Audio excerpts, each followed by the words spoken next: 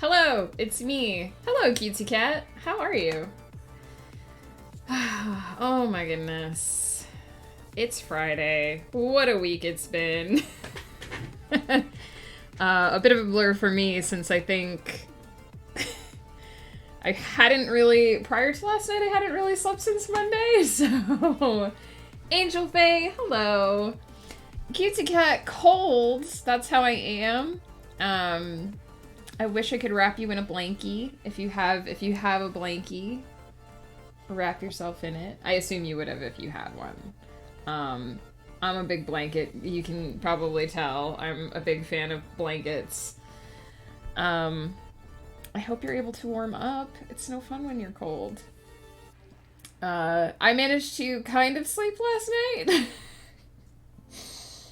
For anyone who might be lurking who was in yesterday's stream, I didn't exactly have the greatest sleep in the world, but I managed to string together 6 to 7 hours of consecutive sleep, even if it was light, regularly broken sleep. So I'll take that as opposed to just laying in bed all night contemplating existential crises. I have a blanket, but it doesn't help when my feet are basically frozen. No! I have some... I don't know if I showed these off on stream recently. I have these cute little unicorn slippers. Highly recommend. My hands and feet, you'll notice, my hands and feet get really cold, so I have comfy socks, I have comfy slippers, and I have these hand socks, which let me keep my hands warm, but also still type. So I go full gear in the winter because, I get ultra cold. Especially, after I eat something, I seem to get really, if I eat food, I seem to get, ultra cold. And I don't know for sure, but I think it's a thyroid-related thing because my mother-in-law has the same thing. She has not exactly the same thyroid issues that I have, but she has thyroid issues, and whenever she eats, she gets, ultra frozen.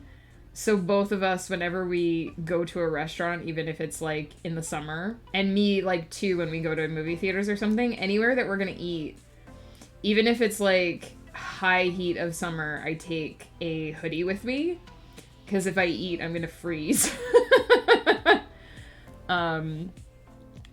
So I just kind of preemptively prepare to bundle.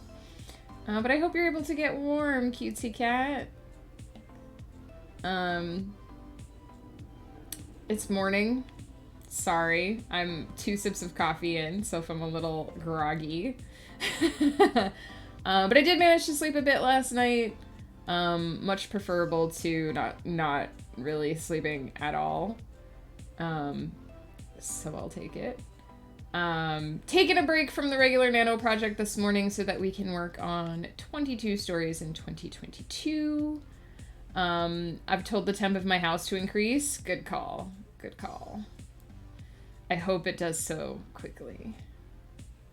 It's always the hands and feet always get cold first. I mean, I guess we're kind of designed to work that way. If you start to get cold, your body will essentially draw your core temperature into your core, to protect all of your vital organs first. But it means that I don't know about you guys, but I usually don't realize I'm cold gradually. Usually what happens is all of a sudden I touch my face and I'm like, oh, my hand is like ice. I should maybe warm up. My hands usually aren't an issue, but once my feet get cold, it's a pain to get them warm again. Oh, cutesy cat. I hope the heat kicks in nice and good. I would just stick my feet, I don't know what type of heat you have, but I would just stick my feet over the vent. We have forced air central heating though, so might not work as well if you have baseboard heaters. So yeah, today we're gonna work on the 22 stories in 2022 project. for anyone who has not heard of that before, basically, over on my blog, hang on, let me actually, I forgot that I could switch my display. Today. I can actually share my words today instead of hiding spoileries. If you pop over onto my blog, you'll notice that I post these little shorts. I post about 22 of them every year, hence 22 stories for 2022. And I basically, when I started streaming, decided to do kind of a little project for the year related to all of the writing prompts. I didn't really set too many rules. I wanted all of them to fit in the multiverse that my novels take place in, so my novels kind of all take place in this sort of multi-dimensional universe where they all connect to each other in interesting ways. Not necessarily by design, it just kind of happened. So all of these stories are canon within the multiverse. All of them were taken from prompts that I found online. Some of them are not prompts that I would normally do, but I sort of wanted to challenge myself to go with these prompts. Many of them came from the 31 stories in 31 days back at the beginning of the year. Some of them have come from other places such as Pinterest or just a list of prompts that I have actually been meaning to do for a while. All of them were found online. So none of them were, like, I didn't come up with these prompts myself. I specifically wanted to use other people's prompts. And I have tried to avoid using my main characters too much. I've tried to focus more on secondary characters, characters that don't appear on the blog as often. And it has become kind of a way to explore little bits and pieces of novel projects that I haven't gotten to work on a lot yet, or serving as proof of concept for some projects that I've been a little bit on the fence about. We did one about my figure skating world, which I am kind of still on the fence over whether I really want to write or not. But everyone seemed really interested in my skater boys, my ice skater boys, so perhaps I will make sure I work on that. So we've actually technically already done 20 of them because story, I think it was 16? One of them was two-parter. The unapproved hedgehogs, which I enjoyed so much I actually made twice. So technically, in a technical sense, we're actually on the 21st short. But it's only the 20th prompt. And so the prompt for today is a game of chess. It was originally a game of cards when I found the prompt. And I kind of changed it to a game of chess because I figured the main point of the prompt is a game of some kind. I don't think it necessarily matters what game. I mean, maybe I should just change the prompt to a game. But I decided to go with a game of chess because my main character on the screen here right now, Damarin, is a huge chess player. He plays poker, sure. I've written shorts involving him playing poker before. Exiled Faye, hello, how are you? You're just in time for my spiel. He's a big chess guy, which is hard for me because I know almost nothing about chess. I know the names of the pieces and how they move. And that's about the extent of what I know about chess. If I look at a chessboard and someone tells me to move the pieces, I know the rules for how the pieces can move. That's about... I would say that I understand the objective of chess, but it's actually, like, for professional chess, it's actually way more complicated. Because, like, they don't consider a stalemate to be, like, an actual ending to the game. You have to actually, like, checkmate or bust, right? So, it's hard because I don't know a lot about chess, but Damarin is a excellent chess player. And that's kind of why I came up with this little short that we're going to write today is not necessarily so that I can show off his chess skills, but more so that I can show off his critical thinking skills is kind of what we're going for. Just in for a short while, have an appointment this afternoon. Good luck on your appointment, Exiled Fae. I hope it goes well.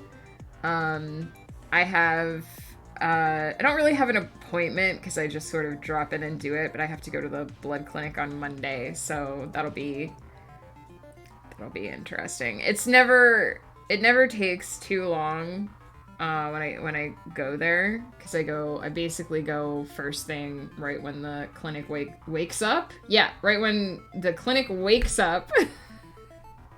Right when they open up for the day, I'm always like in the line. And then I just walk home after, because Ghost will drop me off before he goes to work. It'll be, I think today, actually, is 30 days since I started taking this new medication. So Monday I will go in for my first blood test, and then they will hopefully be like, yeah, it's doing what it's supposed to do. Keep doing the thing. Or they'll be like, no, it's not doing what it's supposed to do. Do this other thing. So we'll see. Sorry. Yawny today. But yeah, so the worlds that I'm working in, because I always like to sort of preview these or talk a little bit about what I'm doing with these. I mentioned the other day, was it when we were working on the last, I think it was when we were working on the last prompt, actually. So last week I mentioned that there was essentially a version of Damarin that was split in two. So in the Aravalia Chronicles, what I have been working on, I know, Angel Faye, it's like Friday hits and your brain is just like, I'm done. It's just, I did the week, I'm done now. And it's like, no, brain, we have a whole day left. We have a whole day of working left. And your brain is just like, no, I don't want to, no. I hope you're able to get some rest, Angel Faye. It's funny because I actually slept better last night than I have since Monday night. But my brain is still like, no, I'm done. I did this stuff. Woof! Hello! How are you? Nice, beautiful emote combo today. Not like the cursed one you used the other day. How are you, Woof, my friend? So yeah, I talked about this a little bit last week, but in the Aravalia Chronicles, the main story that I've been writing for several years now, because it is 15 books long, getting some cleaning and stuff done around the house. Nice! I'm doing okay. I told you already, I slept a little bit better last night, so I at least feel like I can be a normal functioning person moving forward if I get at least that much sleep versus spending half the night just being like, what am I doing with my life? Why is this thing? So prior to the start of the Aravalia Chronicles, basically the Aravalia Chronicles it's kind of Damarin's life story in that particular world. It's a generational story, so it starts at a certain point in the characters' lives, and it sort of actually goes all the way through to the birth and coming of age of the next generation. Several of the characters have children. Hey Kiki, how's it going? But prior to the start of the Aravalia Chronicles, probably about a year before those events took place, Damarin was involved in an accident, not uncommon in his line of work. He was basically sent to fight a powerful mage, a rogue mage of incredible power. And usually what happens when an adept dies is they usually have some kind of final strike. Some kind of, that happens roughly a year before the start of the Aravalia Chronicles. So it's already happened prior to it does not take place during the Aravalia Chronicles. So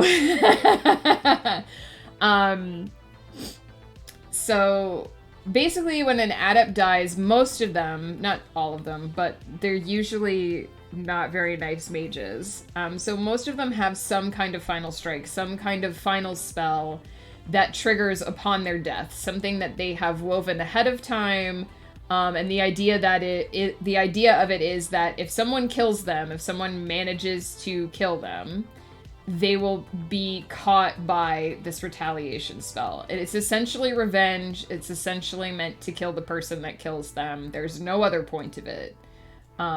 So if you were a nice adept, you probably wouldn't have one because you wouldn't necessarily be into petty revenge.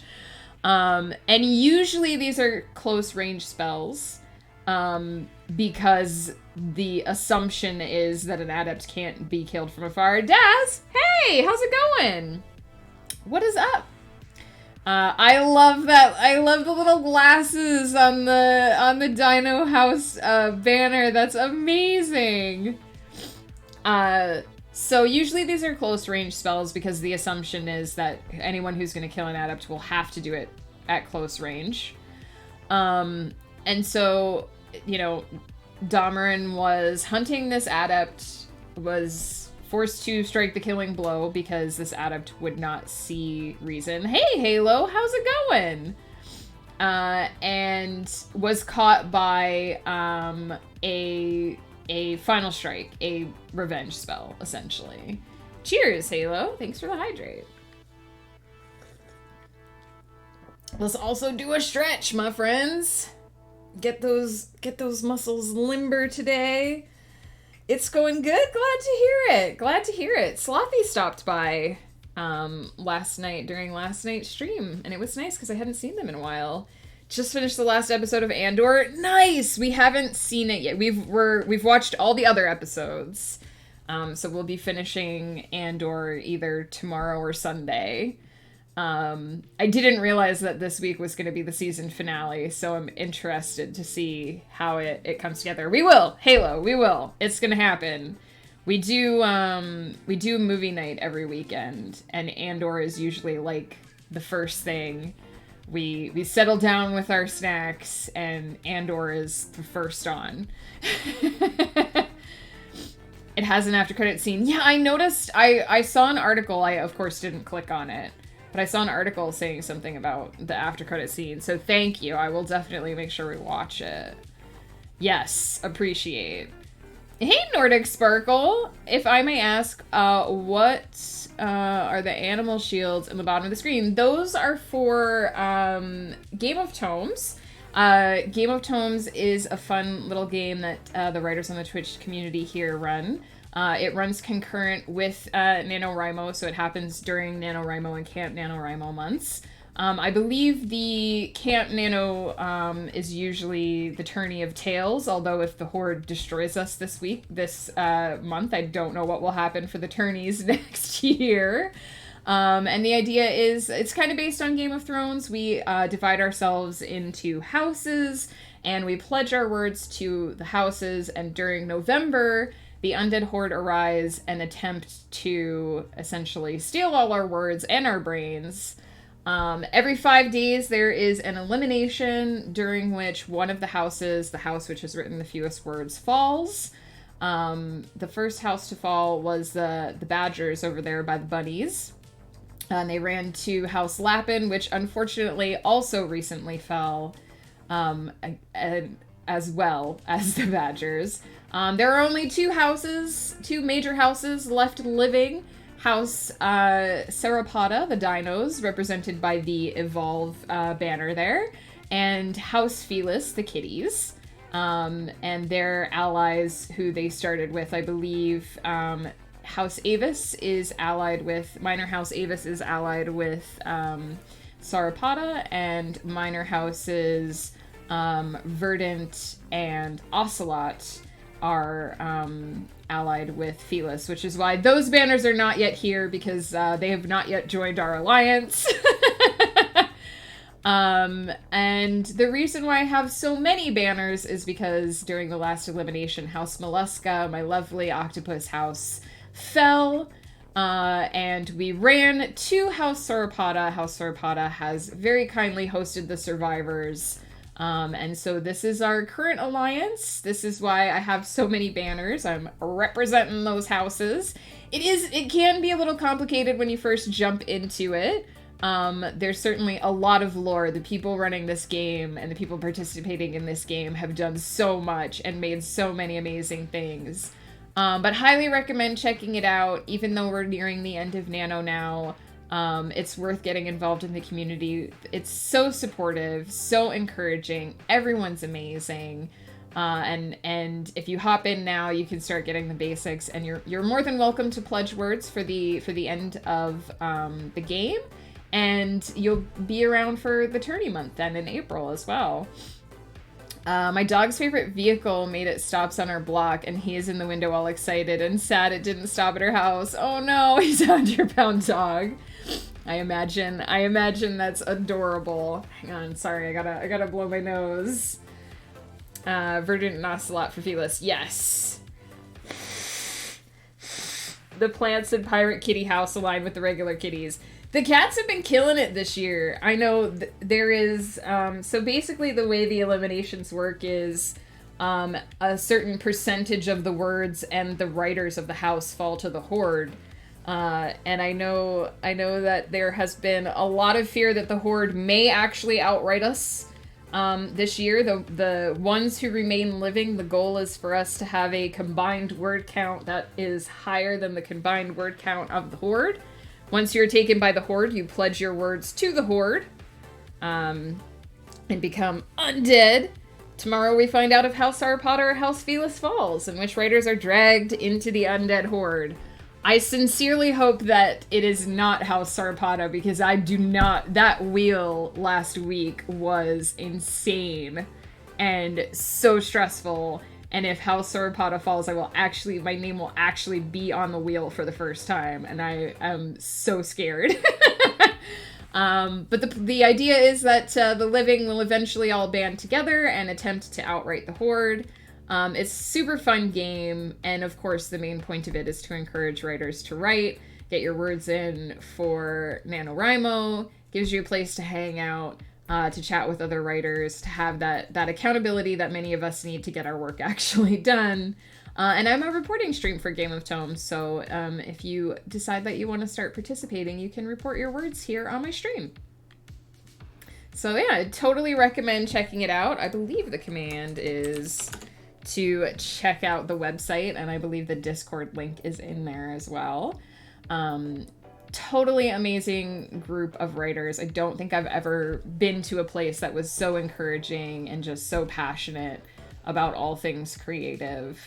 I gush about this community every time I've streamed in November, but 100% so happy that I found all of them, and that because they kind of found me first.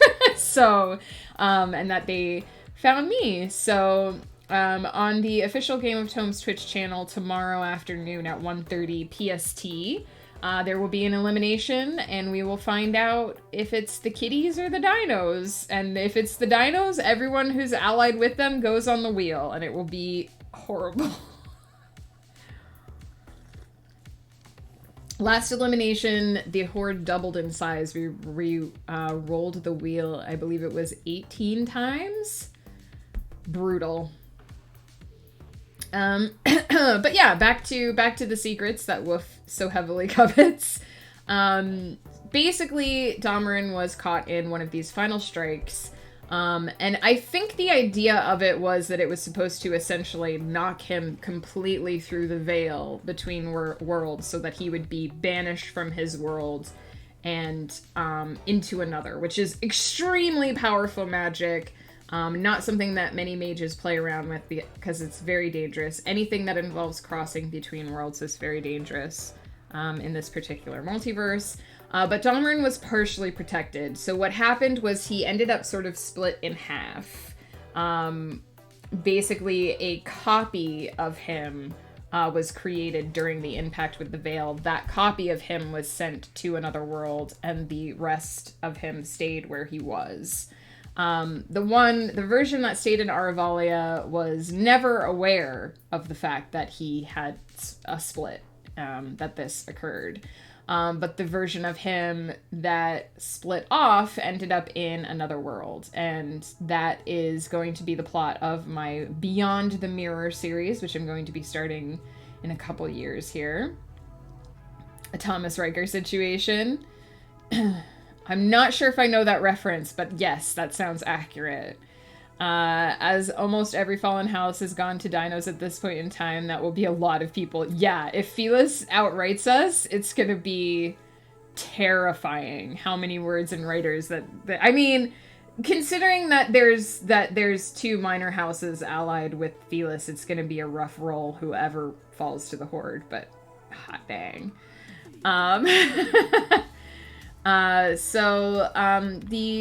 The story that I'm going to write today, this game of chess prompt, is going to take place in the Beyond the Mirror universe. It's going to focus on this secondary Damarin who has split off into this other world. And what he discovers is that all of the people in this new place where he ends up, some of which are familiar faces, are not the same as he remembers them.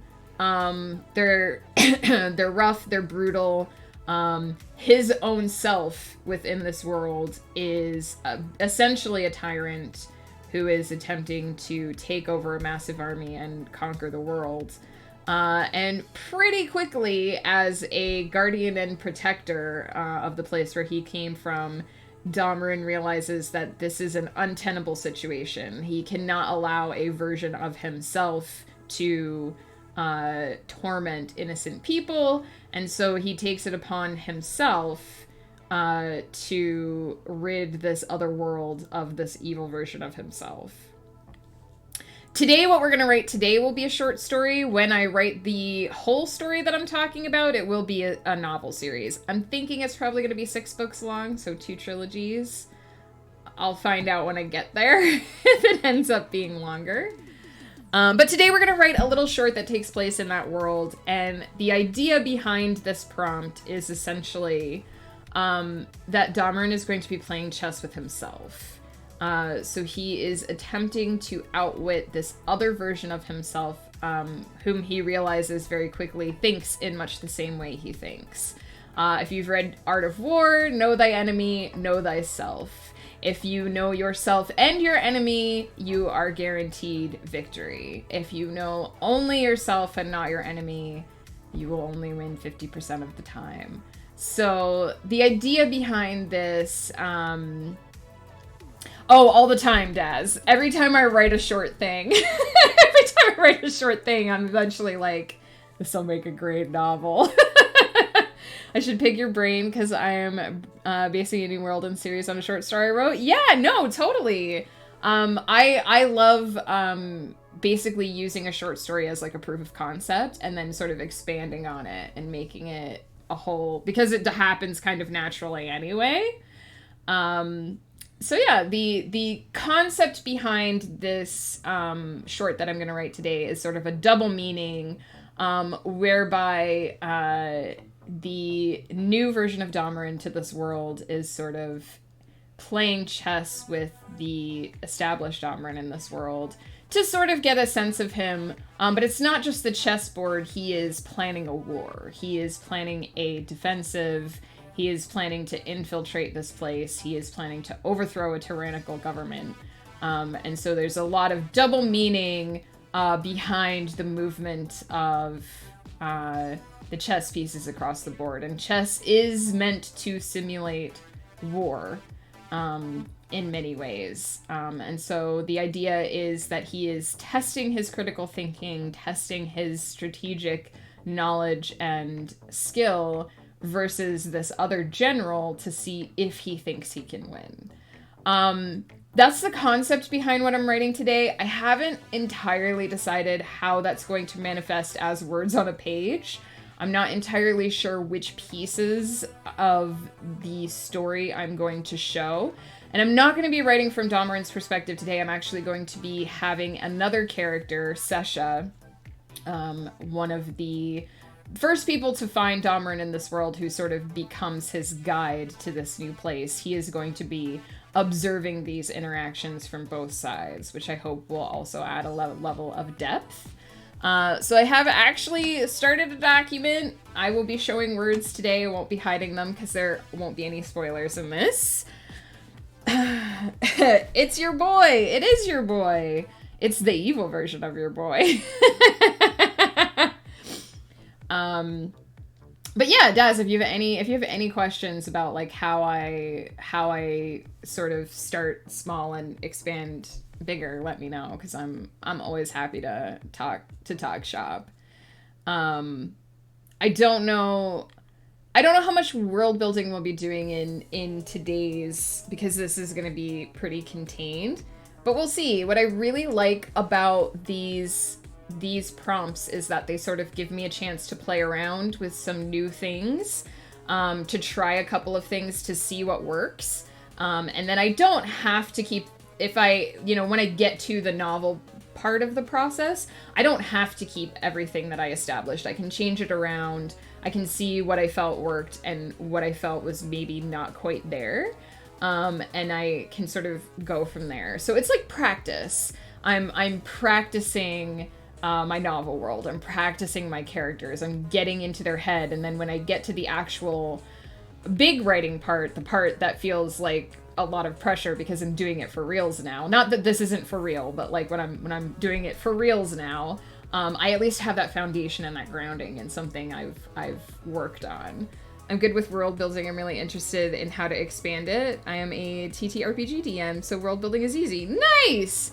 Yeah. For me, I think I think the best analogy is that there are essentially two types of writers. There are gardeners and architects. Gardeners plant seeds, let them grow wild, see where they go, and then come back to the garden and sort of cultivate whatever has been set up there.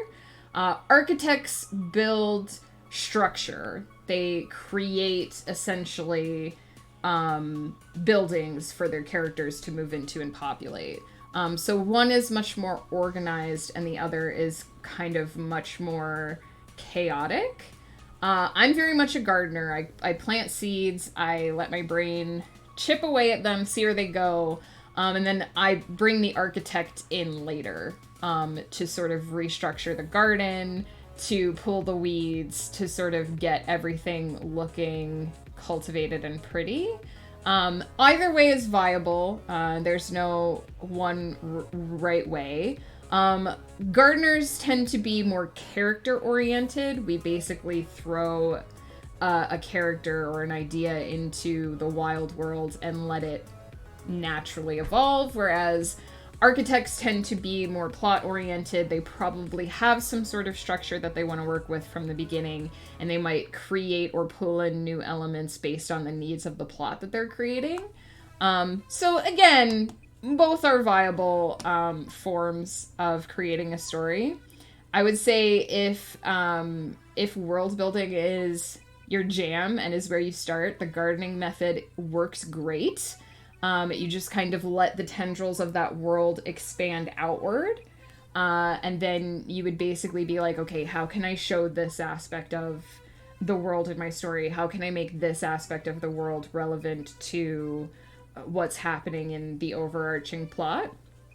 I know that sounds very vague, but that's probably where I would start. I'm not going to do a full BRB, but I'm just going to pop AFK 1 second because, as I'm always saying, my mug is too tall for my coffee warmer. So I just need to refresh my coffee just a tiny bit, and we're going to do clicky clackies. And I'm going to make my brain do actual stuff. So hang out with cute little Dahmer in here for 1 moment. Woof.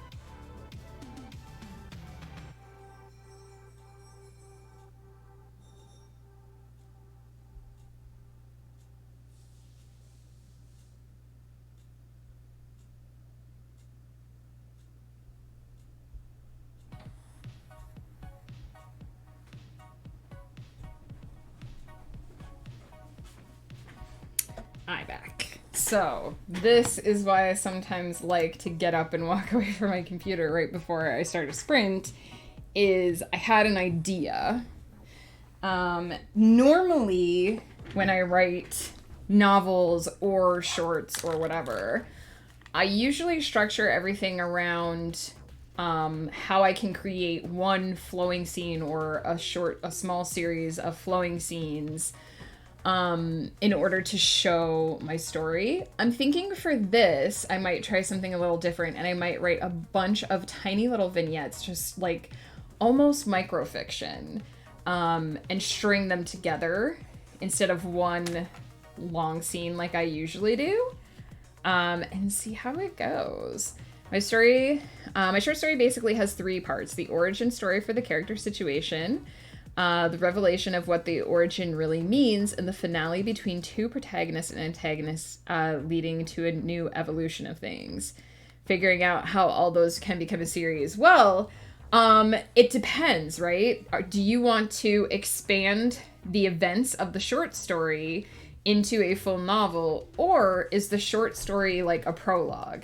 Is the short story the beginning of sort of the lead-in to what happens next, right? Is this clash between the protagonist and antagonist the main part of the story that you're trying to tell? Or is it the kickoff? Is it the catalyst for what happens next? Tempest, hey, how are you? What is up?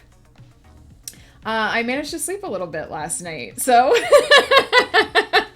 it wasn't like the world's best sleep, but the pro and ant are created in the origin. Interesting. I mean, it could be, the series could be what takes place between the origin and the epic clash. Sleep is good. It wasn't like really deep restful sleep, but it was like consistent hours of light sleep, which I'll take over just laying awake. I'm actually about to start my first sprint. Let's see what comes out of my brain today.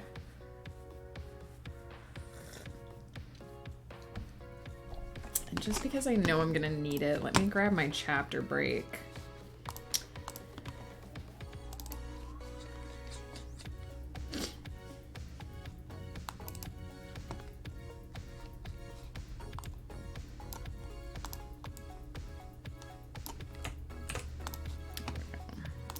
Since I'm talking about writing a bunch of small things. Haven't had coffee or breakfast yet. Highly recommend. I think you're on our time zone, so definitely get some food. Food is important. Yeah, no worries. I'll be going for at least another 2 hours, so it's all good.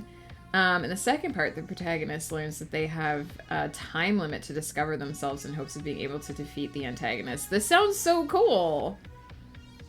Off to get ready for my appointment. Good luck, Exiled Faye. Thank you so much for hanging out. Really appreciate it. I hope it goes well. Oh, that's right. You did tell me before that you have to wait a certain amount of time. See, mine's the opposite. I actually take mine with food. So I've had to get used to having breakfast at a certain time every day, or trying to have breakfast at a certain time every day. And so I take my first dose with breakfast, and then my second dose with dinner. So it's interesting that it's kind of the opposite thing.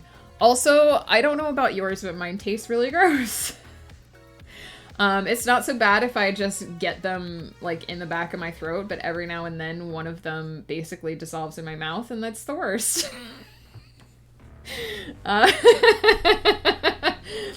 Anywho, don't ignore the time that's about to pop up, because I think I have to move the timer so that you guys will actually be able to read it. I do.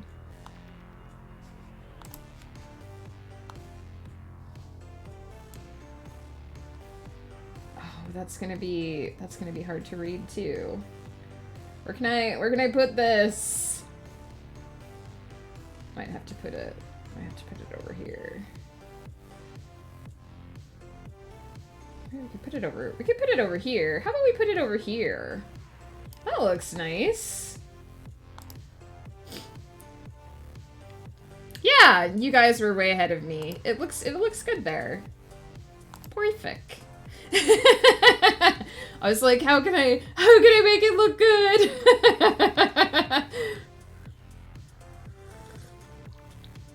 Here's the sweet, so it's fine. That sounds much preferable. I've gotten, the first couple days that I was on these pills, it was awful every time I took them. I've kind of gotten used to swallowing them in a way that I don't taste them.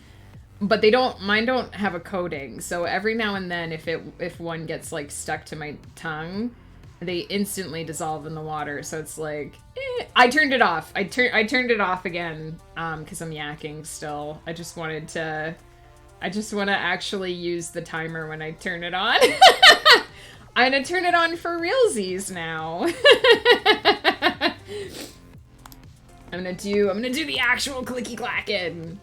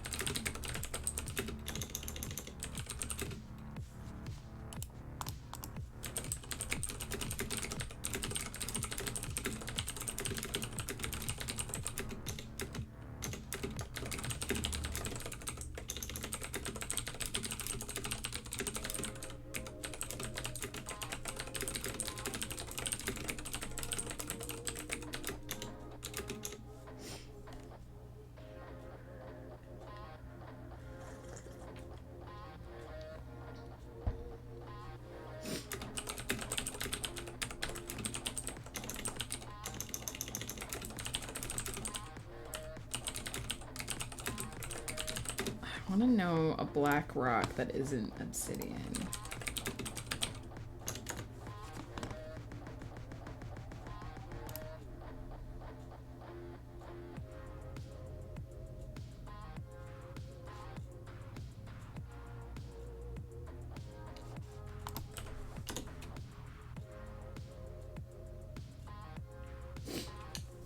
Tourmaline. For anybody who's wondering what I'm looking at.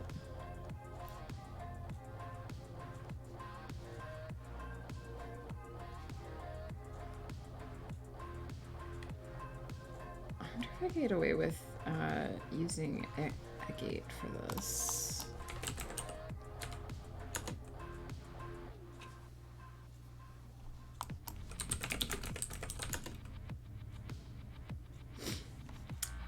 Could.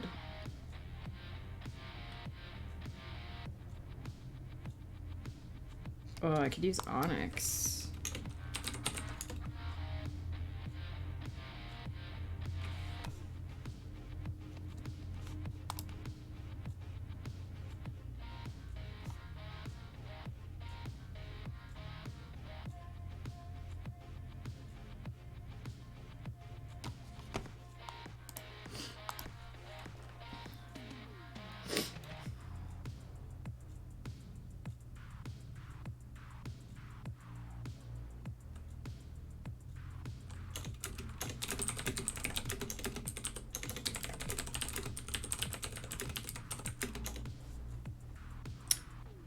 Hey Donovan, how's it going?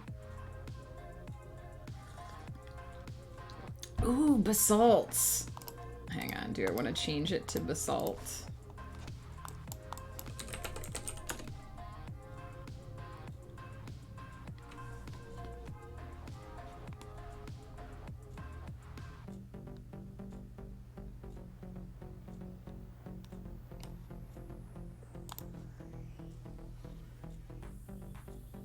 Eight minutes away from being able to eat. It's horrible when you have to wait for a like timer. I think I'm gonna keep the chess pieces onyx, but I'm gonna remember basalt. I almost went black tourmaline. Donovan. It was the first one I looked at. This particular character likes dark black stone a lot, so I would probably use a bunch of these at some point.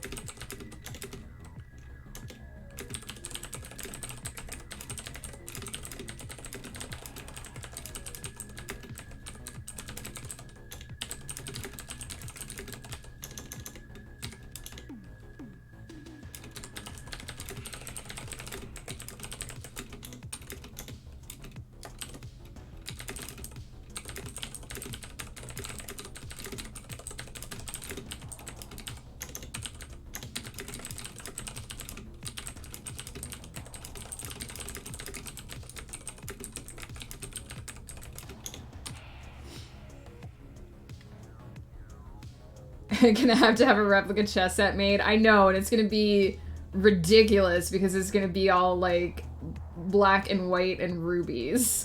Fake rubies. Nice, Tempest. Enjoy. Enjoy breakfast and coffee.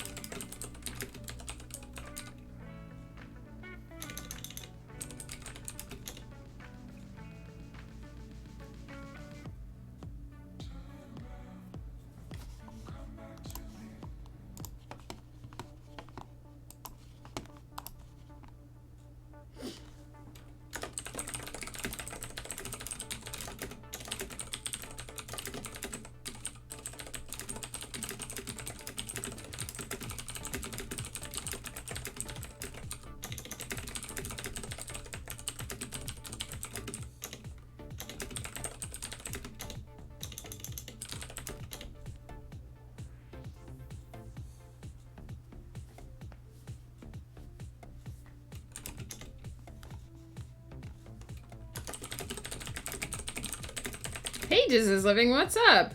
Amazon is hurting my feelings right now. I'm waiting for my blanket to come in. Kiki, I hope it comes soon. Is it coming today?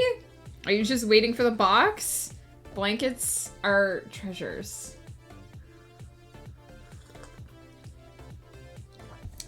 Gotta be warm. Gotta be comfy. Gotta be cozy.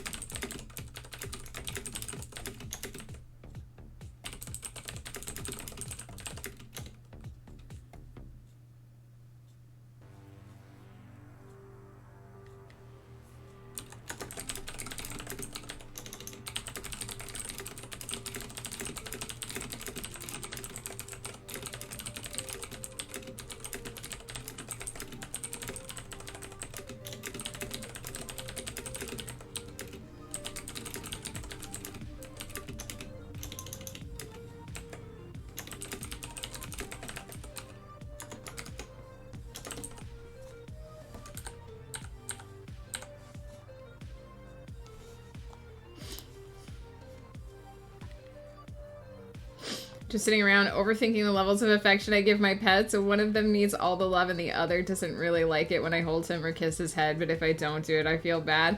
I mean, there's nothing wrong with matching expectation to desire, right? If one pet wants more affection, you're not like robbing the other pet by not giving them the same amount, right? Like some people are the same way. Some people are really huggy and some people just want a hey, how are ya? It's coming today, Kiki. I hope it comes soon. I hope you're able to wrap yourself in the comfort and warmth of that blanket very soon. Keep us updated.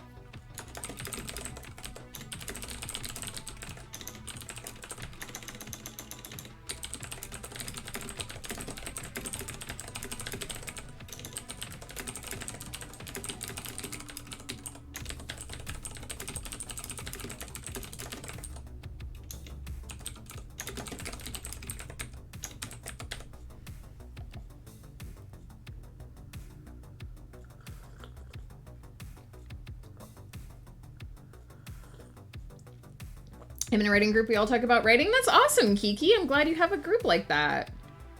It makes me feel like he thinks I don't love him as much. Aww. But I know dogs probably don't think like that because when I pick him up and try to kiss his head, he moves his head away. Yeah, I mean, I think I would feel the same way, but like, if you're trying to give him the love and he's like, nah, don't do it, then you tried, right? Like, you're trying to give equal affection. You can't control when they're gonna accept it. I could very easily, in a situation like that, I would be like, is the other one being like, haha, I'm the favorite, and then the other one feels bad?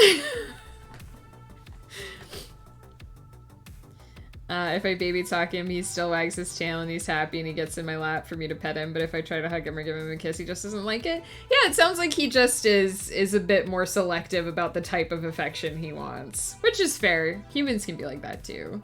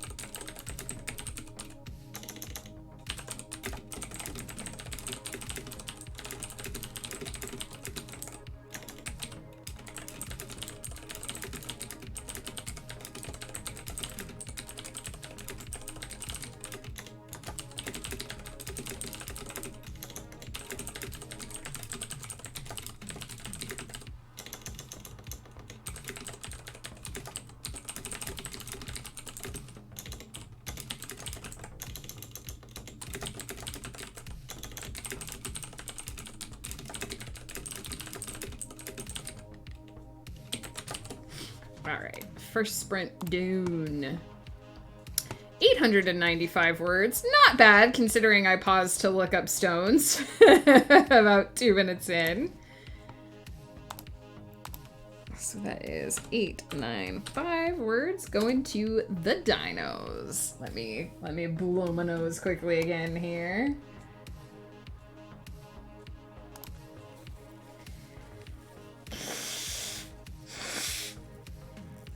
I got him as an adult and he had lived his entire life outside on a leash that wasn't even 1.5 meters long. Oh no, that is so sad. I'm glad he's in a better home now where he can get the love and affection he deserves, even if he doesn't always want it. And who knows, maybe he'll eventually warm up to it. You never know. My husband has never been a cat person. He's very much a dog person. He finds cats to be sort of standoffish and like he prefers the easy adoration of dogs, but my friend Flutterdye had a cat who had so much personality. She was always curious, always getting up to antics with him. And he just did this game with her one day where he was moving a wash basket around and she kept jumping into the wash basket and he would spin it around and she'd jump out and then jump back in. And he tried to stop playing this game with her, and she jumped into the wash basket and looked at him like, what are you doing? We're not done. Let's go. And so that was the only cat that my husband ever, like, had a connection with. And every now and then, that unfortunately said cat has now passed away. But every now and then he still looks at me and he's like, man, I miss Carmina. So, you never know. People and pets forge the most unlikely connections. So you never know. And we've got another 327 words for Sarapata from Daz. Thank you for your words, Daz. Daz. Oh my god, I don't know what words came out of my mouth just then. Daz? Clearly I need more coffee.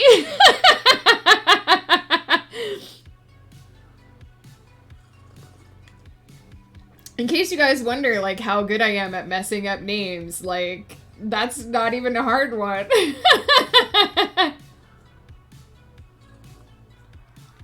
I've had him a couple years, and it's okay if he's always like that. Yeah, exactly. It's just his personality. I'm just happy that he has somebody who's willing to baby him if he ever wants it, right? Who gives him the love and gives him the affection. I'm sure he appreciates knowing that if he wants that, he can get it. I always wonder why people have dogs if they just want to keep them, like, on a leash outside. And I knew, like, growing up, I knew some people who had very big dogs and, like, built enclosures and, like, dog houses and stuff for them outside. And it's like, that's great, but, like, why do you have a dog just to keep them in a cage? Like, what? You're not showing that dog affection. You're not, like, treating that dog like a pet. Like, why? I've always assumed that, like, the point of pets is to have a connection with them and to spend time with them. I have consumed noms. Yes, and now I drink the coffee. I wasn't sure they would mix well, so I waited. Yeah, I usually eat first and then go for the coffee after. I'm having mocha coffee today, so Friday is like my mocha day. I travel for work, and when I'm gone for a few days, when I get back, he's all happy and he wants to be held. Aww, and he'll give me a couple kisses on the cheek, so I know he wants affection. Yeah, exactly. He's probably just a little more introverted. Nothing wrong with that. Oh my gosh. So, a couple months ago, I think I mentioned on stream, my husband was cat sitting for, our friend, Mr. Roboto, who's been on a few of his streams. His family had gone on a vacation, and they left the cats in the house. We couldn't, like, bring the cats to our house because, Ghost is allergic. But he would go over there every day and make sure they had food and water and make sure their litter was clean. Ooh, maple coffee. Nice! That's a good one. I can see why you would have it almost every day. I fully admit I have a different type of coffee in the house for each day of the week. So Friday is usually mocha day. But yeah, so Ghost would go over every day and take care of the cats, and he noticed that one of the cats was pooping, like, right outside the litter box. And knowing, like, we've not had pets because he's allergic, but we know enough about pets to know that usually if a cat is doing that, if a cat is going right outside the litter box, it's usually stress related. Or they're annoyed at their owner. But, so he was like, oh no, the cat is stressed out. So he got her some treats, and he took real good care of her and made sure she had a good week, while, her family was away. But when Mr. Roboto came back and we were talking to him about the fact that she was pooping outside the litter box, he was like, oh, she's being a bee. And we were like, weird reaction. But then a couple weeks later, we found out that the reason why he said that was because they have a Roomba. Follow me here. This is a long road to the end, but they have a Roomba that they use because they have, like, 2 cats and a dog and 2 kids, right? So they have a Roomba. And I guess what happened was this particular cat likes to fuck with the Roomba. And so Mr. Roboto checked and made sure that there was no poop from any of the animals anywhere outside the litter box, because if there is, the Roomba will just pick it up and drag it. And he was like, okay, it's safe. And as soon as he turned the Roomba on, he found, like, the streaks. And he was like, the only way that there could have been poop streaks was if she literally walked in front of the Roomba after I turned it on and specifically pooped in front of it. And I started howling. Like, when Ghost told me this, I was like, oh my god. So yeah, I don't know if the cat doesn't like the Roomba and that's why she does it. Or she, you know, that's just how she screws with them. But, yeah, so apparently, apparently he assumed that she was doing that because, you know, the Roomba. But, yeah, so cats, cats will do interesting things for sure.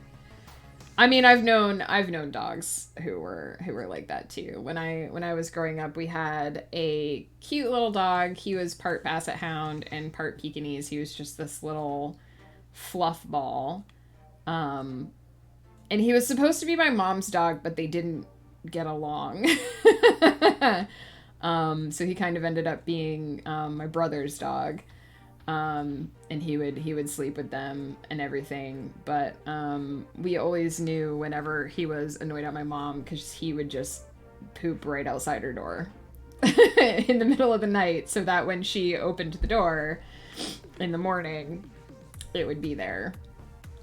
And she never thought that dog was particularly intelligent, but he was smart enough to make his desires and wishes well known. So I don't know why I'm suddenly talking about pets pooping everywhere, but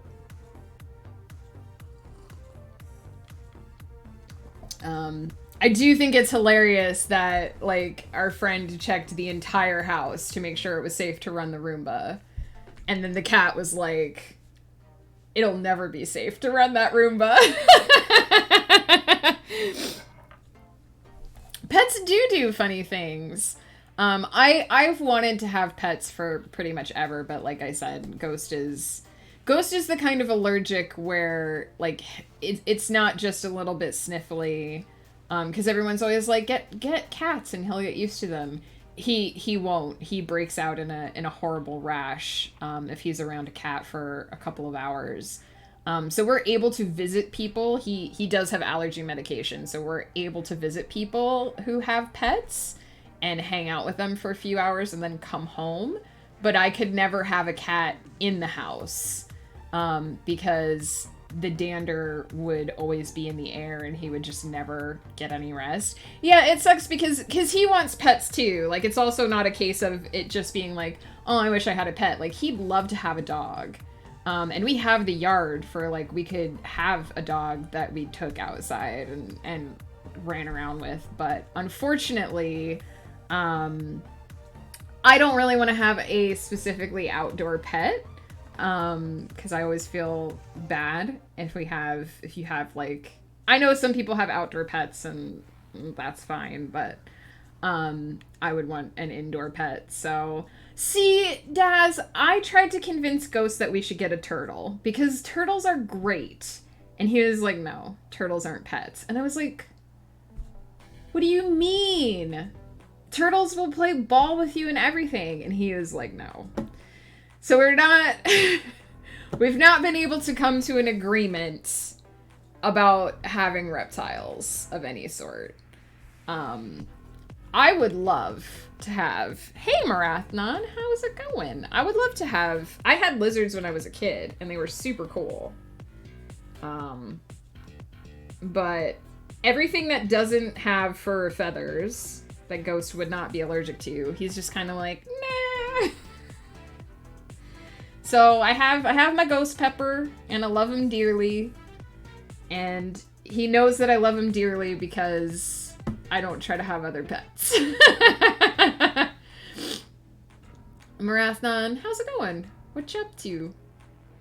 I believe it should be evening for you, yes? Is it like Friday night wind down relax time? I laughed, so my eyes are watering. Good enough. Starting to tire. Ghost enough of a pet for you. Lol. Get some good sleep when it's time, Marathon. Thank you. However long you stick around, I appreciate it, but don't push yourself too hard. Just get yourself a lizard for the home office. Say it's for the pet tax. I do have room for a lizard tank in here. We'll see. I work on them sometimes, from time to time. Hey, Peter! How's it going? Peter's here! Look, Peter, we've got Ursula hanging out today. I know you like to see the Ursula mug. The Peter tax? Peter, are you gonna try to be around for crafting tonight?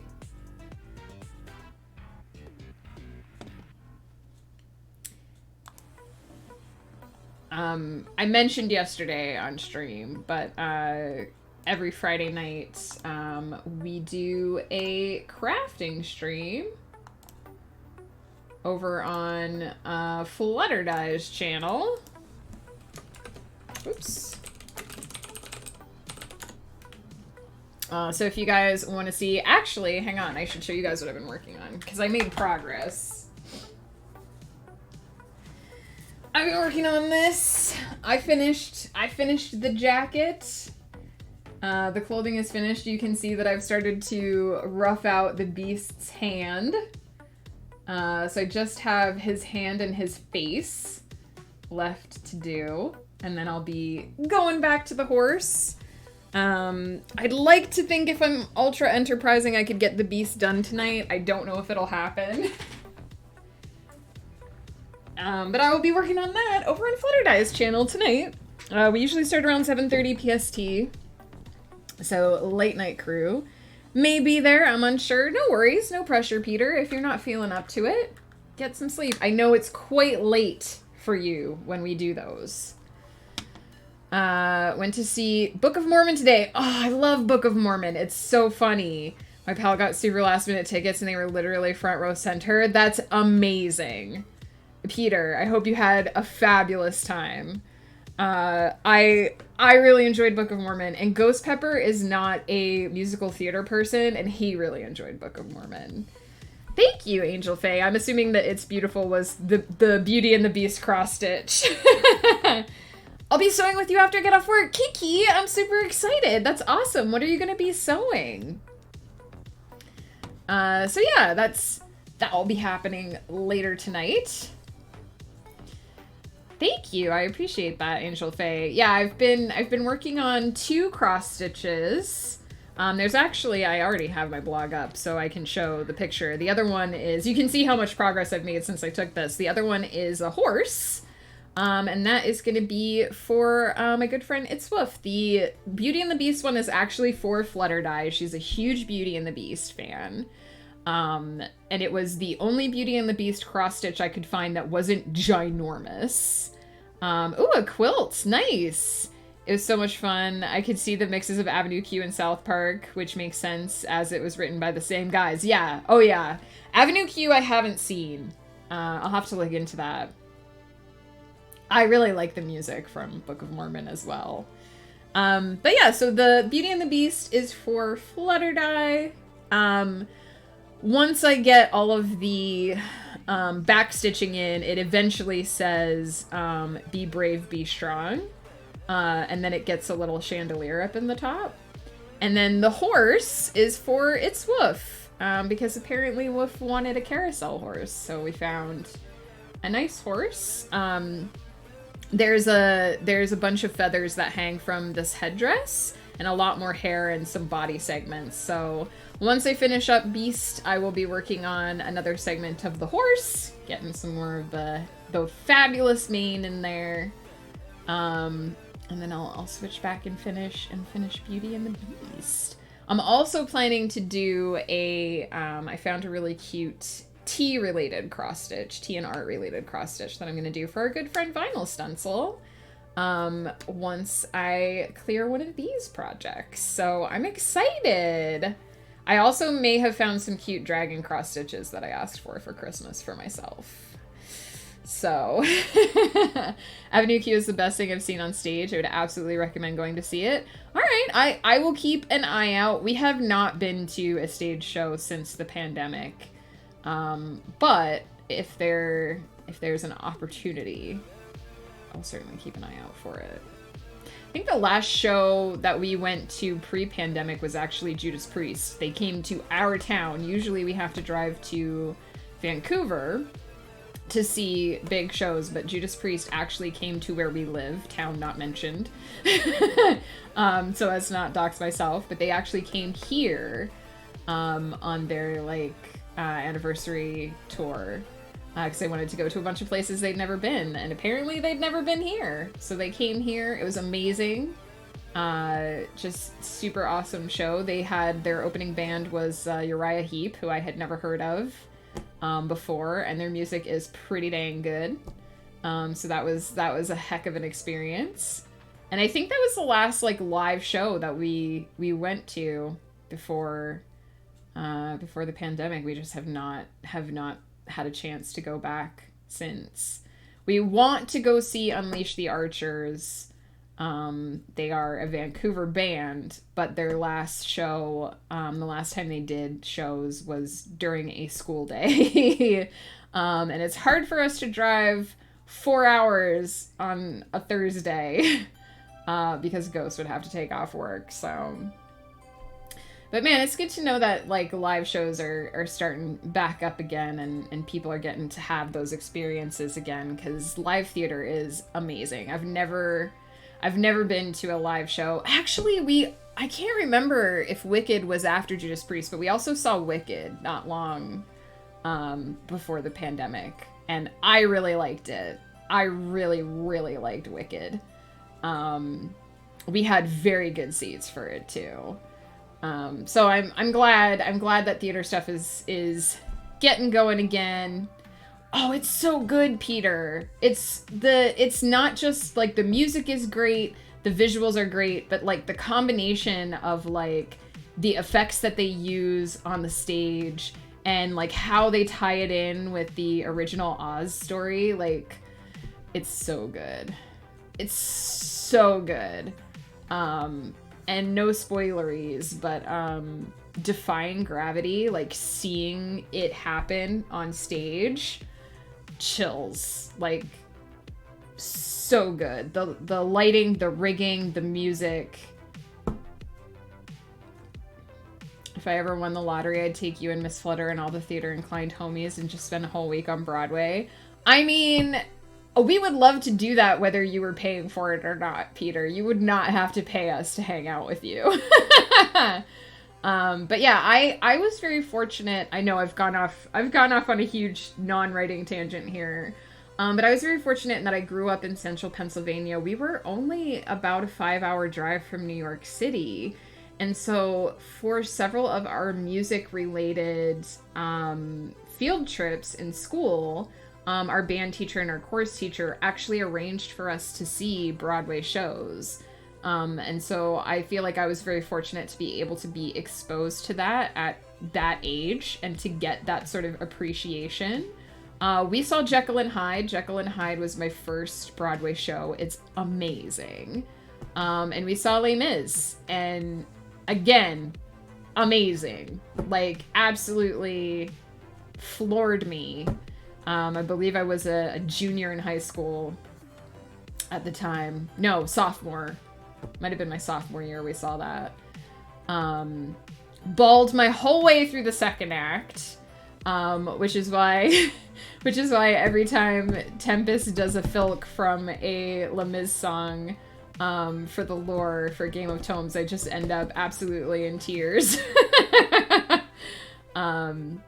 But yeah, if you've not seen, like, I know they do anniversary concerts and stuff for Les Mis all the time, but if you've not seen the actual show, it is so worth seeing the actual show. It's just it's unbelievably amazing what they can do on a stage. In fairness, I'm only about 6 hours from Broadway, but there's a whole ocean in the way. Yeah, and a bunch of jet lag. I'd love to see Les Mis in a professional theater company. I've seen so many amateur productions. It's so amazing. It's good. It's really good. I mean, there's a reason why Les Mis has been so enduring and gets like so many, you know, anniversary tours and concerts, and why like the music is re-recorded by everyone in the music profession. But yeah, there's something special about that show. Just absolutely. One thing I've not seen that I would like to see someday is Phantom of the Opera, because I'm familiar with it. I'm familiar with the music, but I've not seen it on stage. I would really like to see it on stage. I'm also a basic bitch, but I want to see shows like Wicked and Grease and Phantom. Cats, I would strike from that list, Peter. Cats is such a waste of 2.5 hours of your life. But Phantom for sure, and Grease, I'd love to see Grease. The 2004 movie of Phantom was pretty incredible. It was pretty good. Have you heard the Gottfilk Phantom of the novel? I haven't. I might have to go hunt that one down. I actually recorded my first filk for the upcoming lore stream that got bumped to Sunday, so I'm super excited. But yeah, I'm a huge fan of like theater. A filk is Daz might actually be able to explain this better. A filk is kind of like a parody song, but it's written specifically for like a specific audience. Like, so when we do filking for Game of Tomes, it relates to the Game of Tomes universe, or it relates to writing. I believe it's short for like folk music or something similar to that. I don't remember exactly what it stands for. I wrote it, I sang it, I recorded it, and then Tempest cleaned it up for me and made it amazing. And I can't show it to you yet because it has not yet aired. So it is a surprise for the next lore, but I will make sure that I send you a link, Peter, when it gets aired. It's a duet between Steph Weave's Tales and ECC. Nice! I loved that ECC did a filk of Bat Out of Hell for the Fall of Chiroptera. Like, I love that song so much, and I would be so daunted by the idea of trying to filk something like that. So, like, the fact that he did it was amazing. Vinyl! Hello, how are you? What is up? How is the day treating you?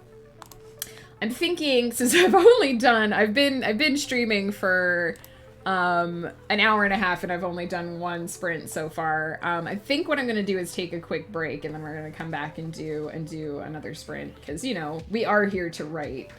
Art appreciation 100%, but we are here to write. If I'd known there'd have been singing in Game of Tomes, I'd have 100% taken part. There's singing, there's lore. It's epic, Peter. Definitely. You can still get involved. You did not ruin anything, Peter. Nothing was ruined. I was the one who has allowed myself to have an extra extended break. You can still get involved in Game of Tomes, and there will be a tourney month coming up in April, so there'll be more filking then. I have the link to Phantom of the novel. Yes, please share, Daz, 100%. I won't show it on stream, but I will listen to it after. Just a slow morning and then running a dress appointment this afternoon. Good luck! I hope it goes well. I'm gonna open this so that I can listen to it. So I can listen to it after. Excellent. Thank you, Daz. All right, I'm gonna take that quick break. I'm gonna come back and do probably 2 rapid sprints, but we'll start we'll start with the first one step at a time. I'm happy with how this. I haven't gotten far in this yet, but I'm happy with how it's coming together. So we'll see how it progresses, and I will see you in a minute.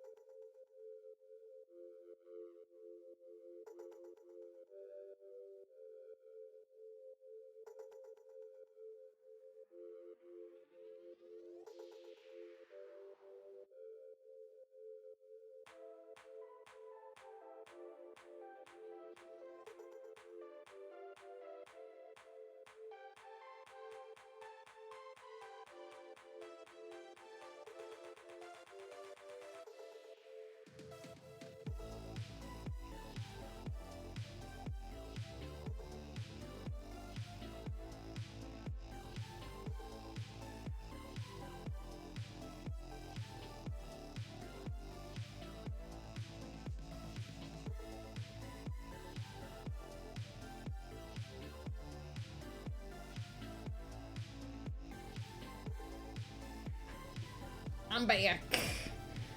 I feel like Tom Petty is free falling. What? Daz, I'm gonna have to watch that one too. That is one of my favorite songs, like, ever. It's about a muse that has knocked their writer off their plot lines. Ooh, that sounds so interesting. I made myself a poached egg for breakfast, or lunch, or brunch. The yolk is just the perfect amount of runny. Nice! Poached eggs can be quite difficult. We actually usually cheat because we struggle with poaching, so we just kind of softly fry or lightly fry them. Although we do have a pot that's big enough now that we can probably poach eggs much more easily. Hey, March of the Grey Eyes, how's it going? Vinyl does deserve it. Everybody deserves the best food, but Vinyl definitely does deserve the best food. I'm gonna have a nice sip of hot coffee, and then we're gonna do another sprint.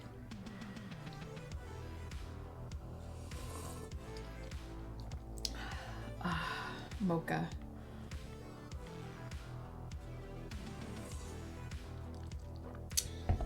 All right, it's tippy tap clicky clack time.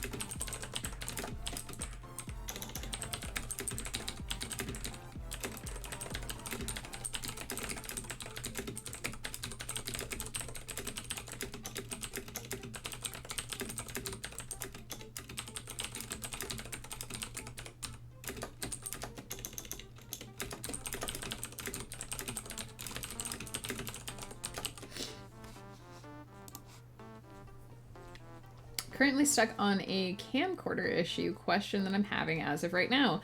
Throw it at us, March of the Grey Eyes. I don't know if I can answer, but somebody might be able to. We've got several people here who stream or know about that kind of techie stuff. And if we can't help, maybe we can point you in the right direction.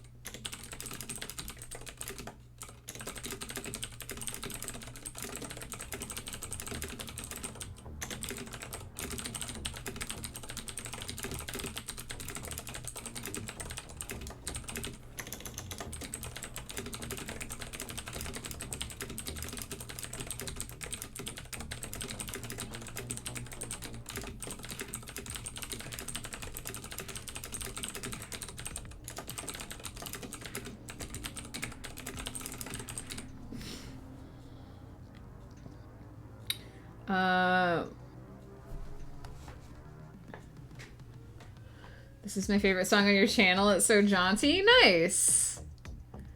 I think this one is called Red Alert, and the one before it was Pesto Beat, apparently. Whenever it comes to GoPros, I've been using a GoPro Hero 8 Black for a little bit, and I'm having issues with green noise that appears in the bottom of the video only when the camera is moving. I'm not sure if it's a setting that I messed up or the camera. Oh. Yeah. Do post it, March of the Grey Eyes. We might have someone in the community who might be able to answer. I don't know anything about GoPros myself. It does sound like it may be worth contacting somebody in the like company to make sure it's not defective. Like they might be able to tell you if that's something wrong with the camera.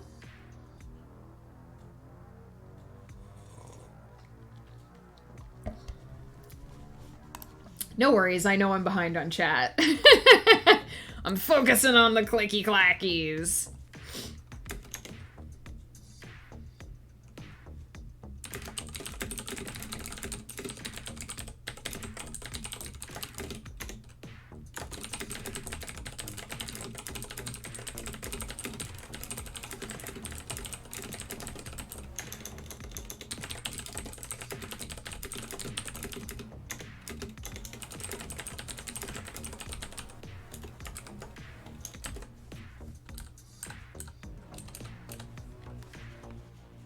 You deserve the good clacks and you're firing them hard. Yeah, thank you for your appreciation, Peter. I'm pleased actually with I wasn't sure what this was gonna look like when I started it, but I'm pretty pleased with how it's going.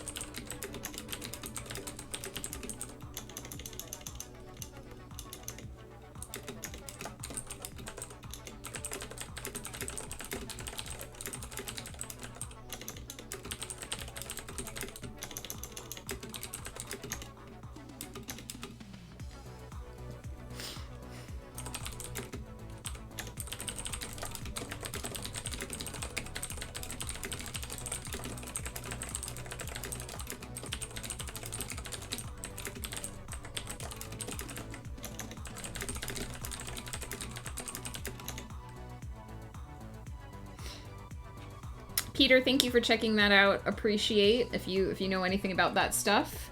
Thank you for helping out March of the Grey Eyes. I hope you're able to sort it out, because it would suck if it was a hardware defect.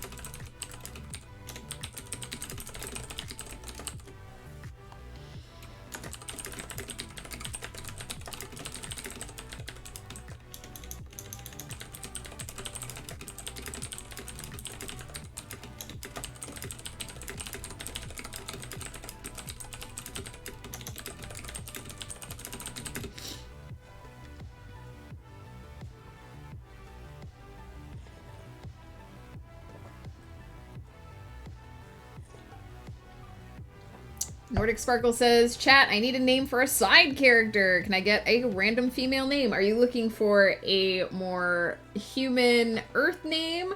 Are you looking for a fantasy name? Are we dealing with a... There you go, Nora. Ooh, we've got also Peter. We've got Demi.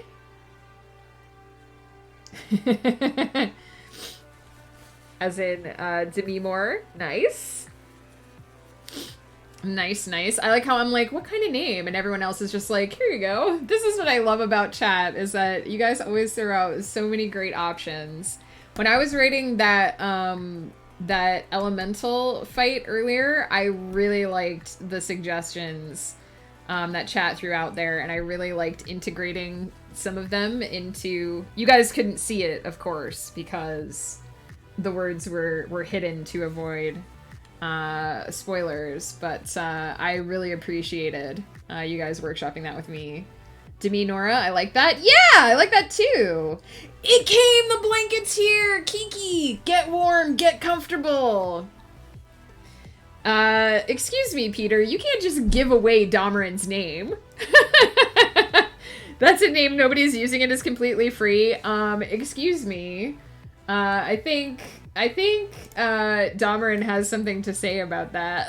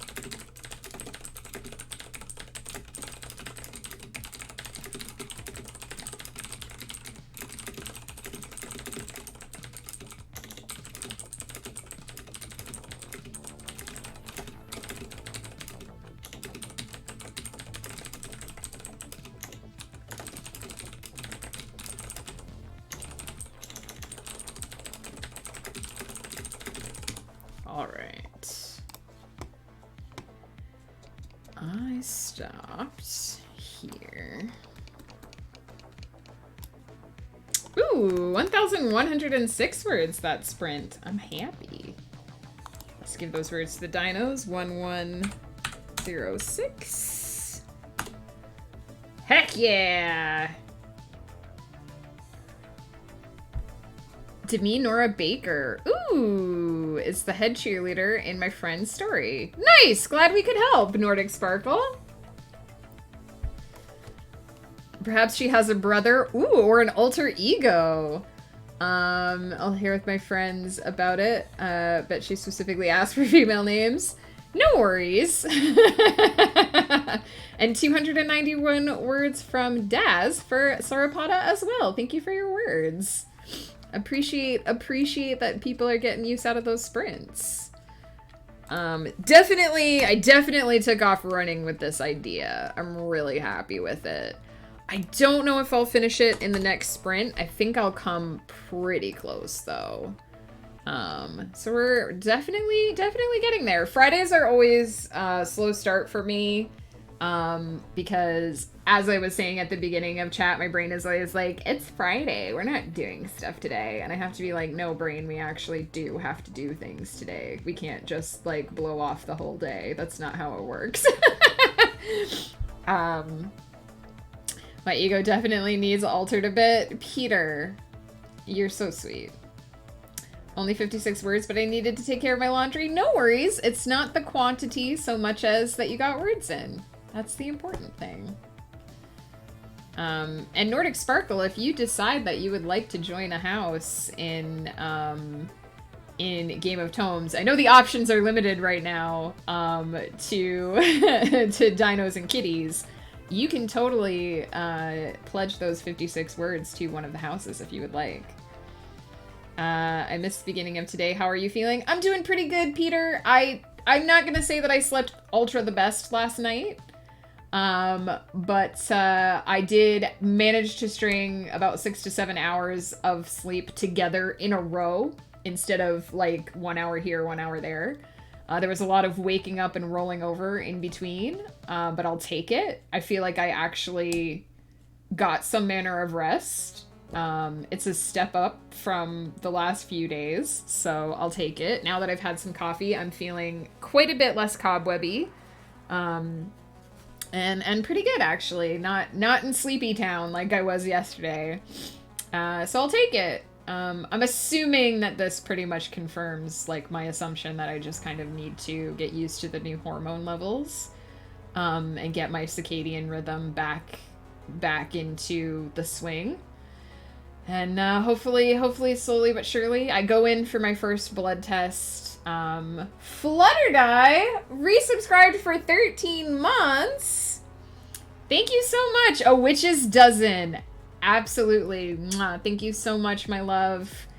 I love you so much. Appreciate you. I've already been talking you up today because crafty chat later tonight, crafty stream.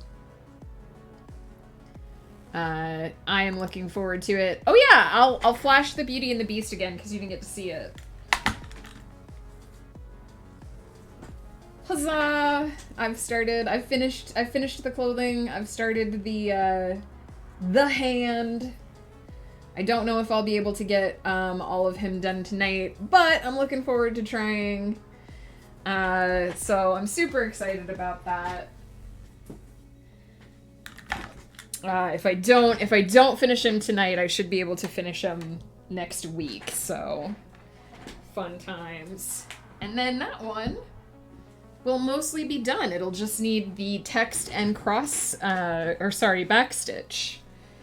to add all the details.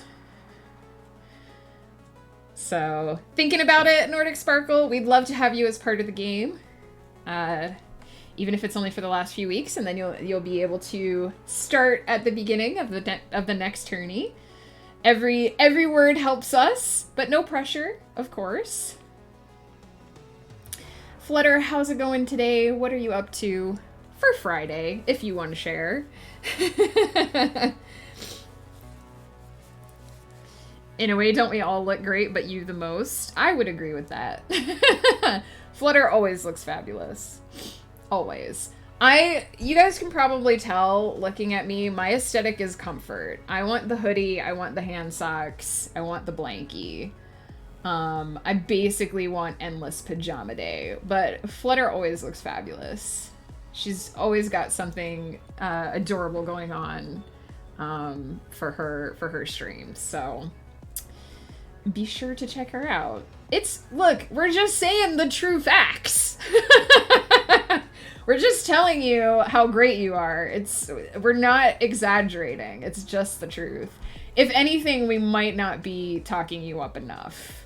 Like, come on. I don't know if I can do justice with just description and no visual. I appreciate people who are comfy. Yeah, me too. I mean, everyone has their own thing, right?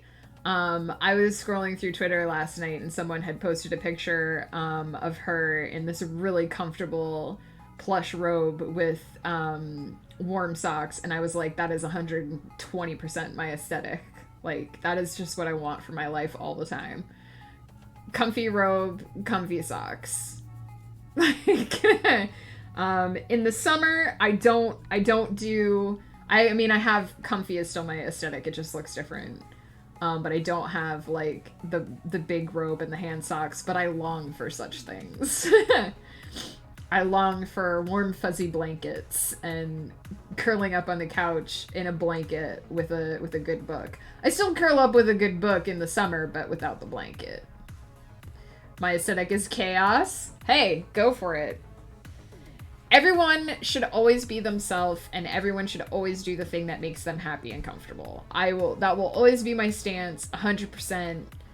Whatever your style and aesthetic is, go for it. Don't let anyone tell you otherwise. On crafting stream, we say no to nothing, yes to everything. It usually mostly just applies to the crafts, but you know what? It can apply to your aesthetic too. Yes to everything.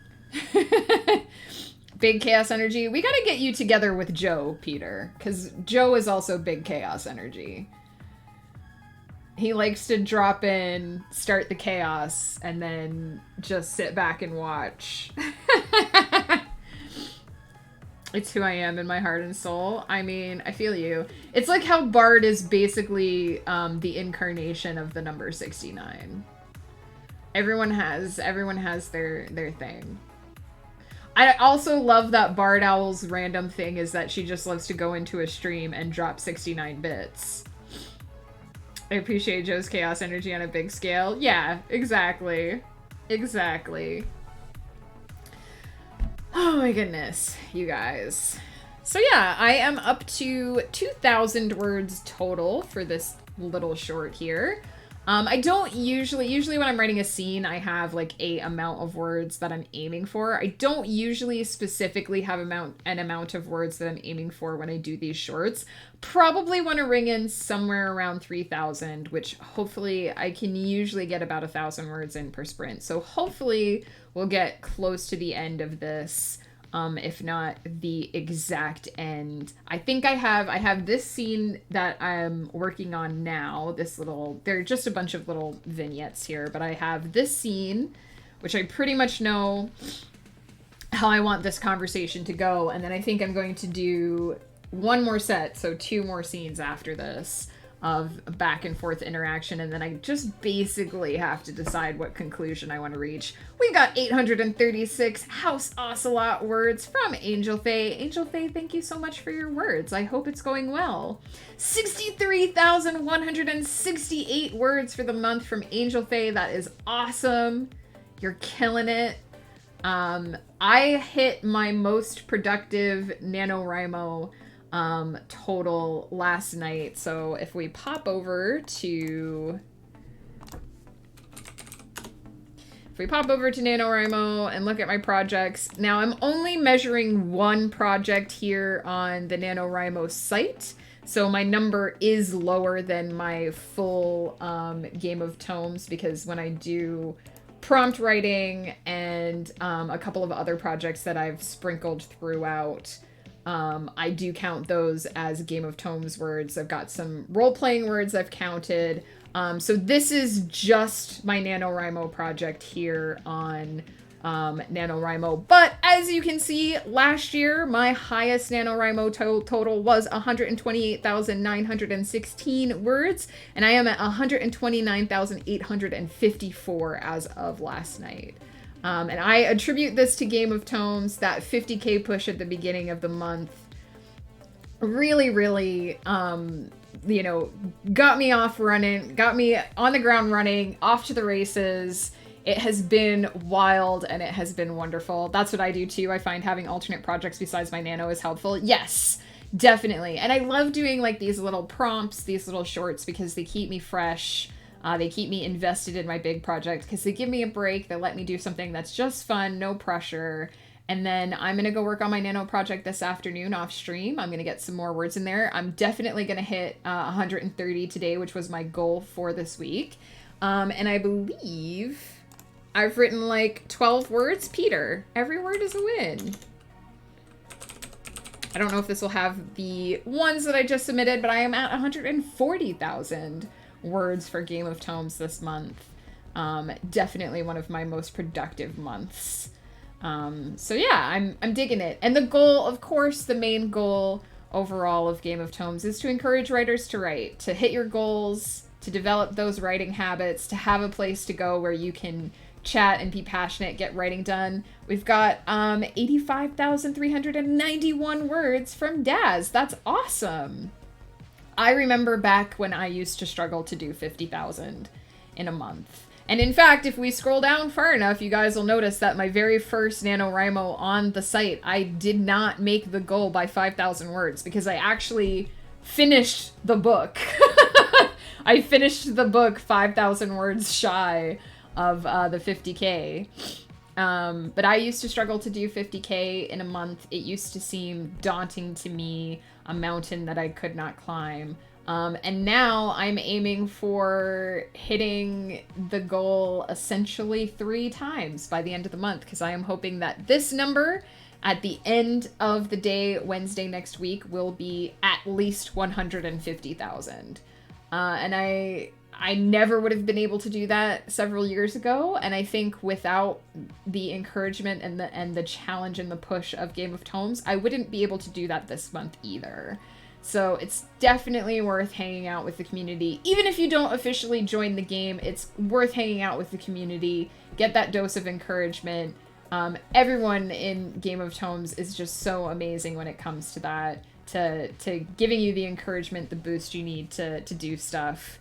In fairness, I've written a lot, but in notebooks, and for a weird story I'm quietly starting but have not typed.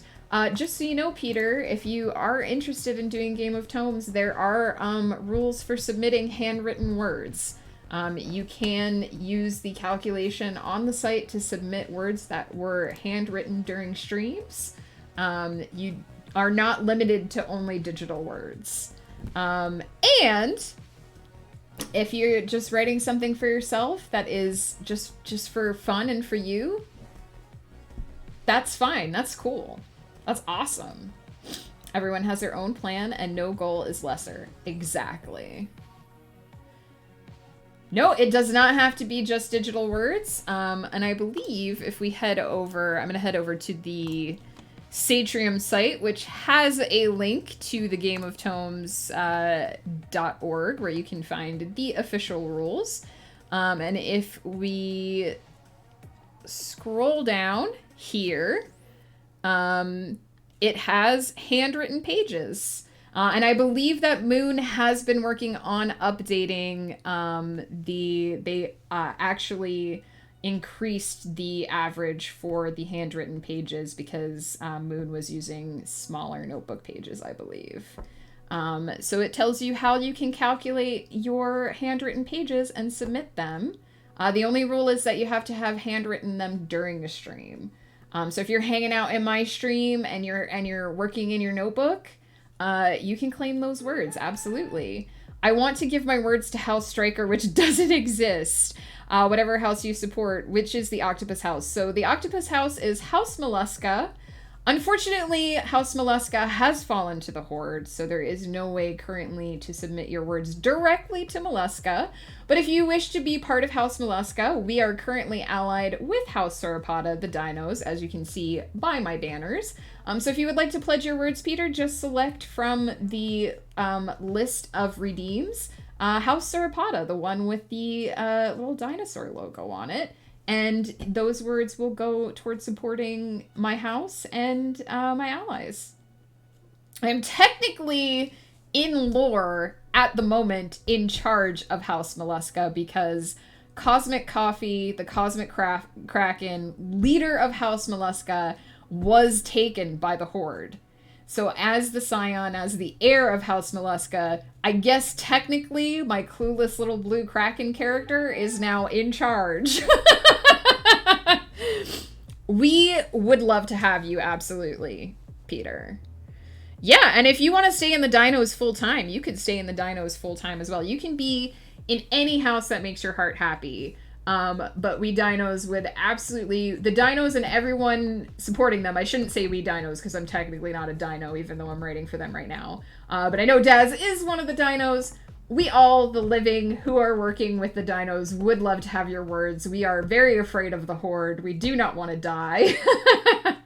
Is there a loophole which is like, you know how when people drink and say it's always 5 p.m. somewhere, could I post words like someone's always streaming?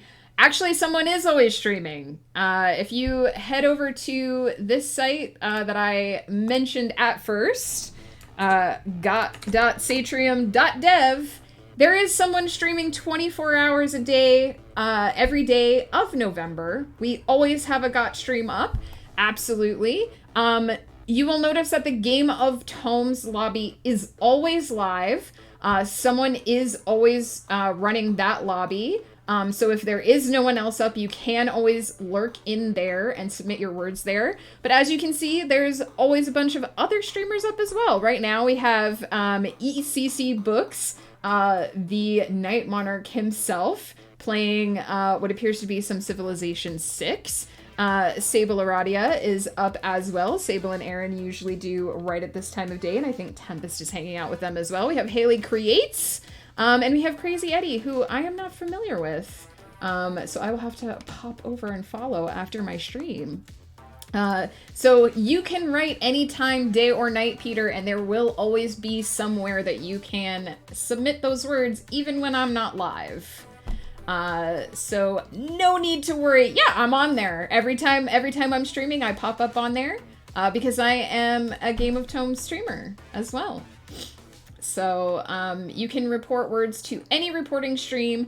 You'll always be able to find them on, that website that I just posted in the chat. And, if you are navigating just from Twitch and you're uncertain, just check the redeems. Anyone who's an official Game of Tomes reporter, they usually put it in their title, but if you see those redeems in the redeem section there, you'll know that you're in a reporting stream. Weirdly enough, there are these weird tentacle little monsters in a place in our swamp. Yeah. Imagine dinosaur octopus genetic crossover. Yeah!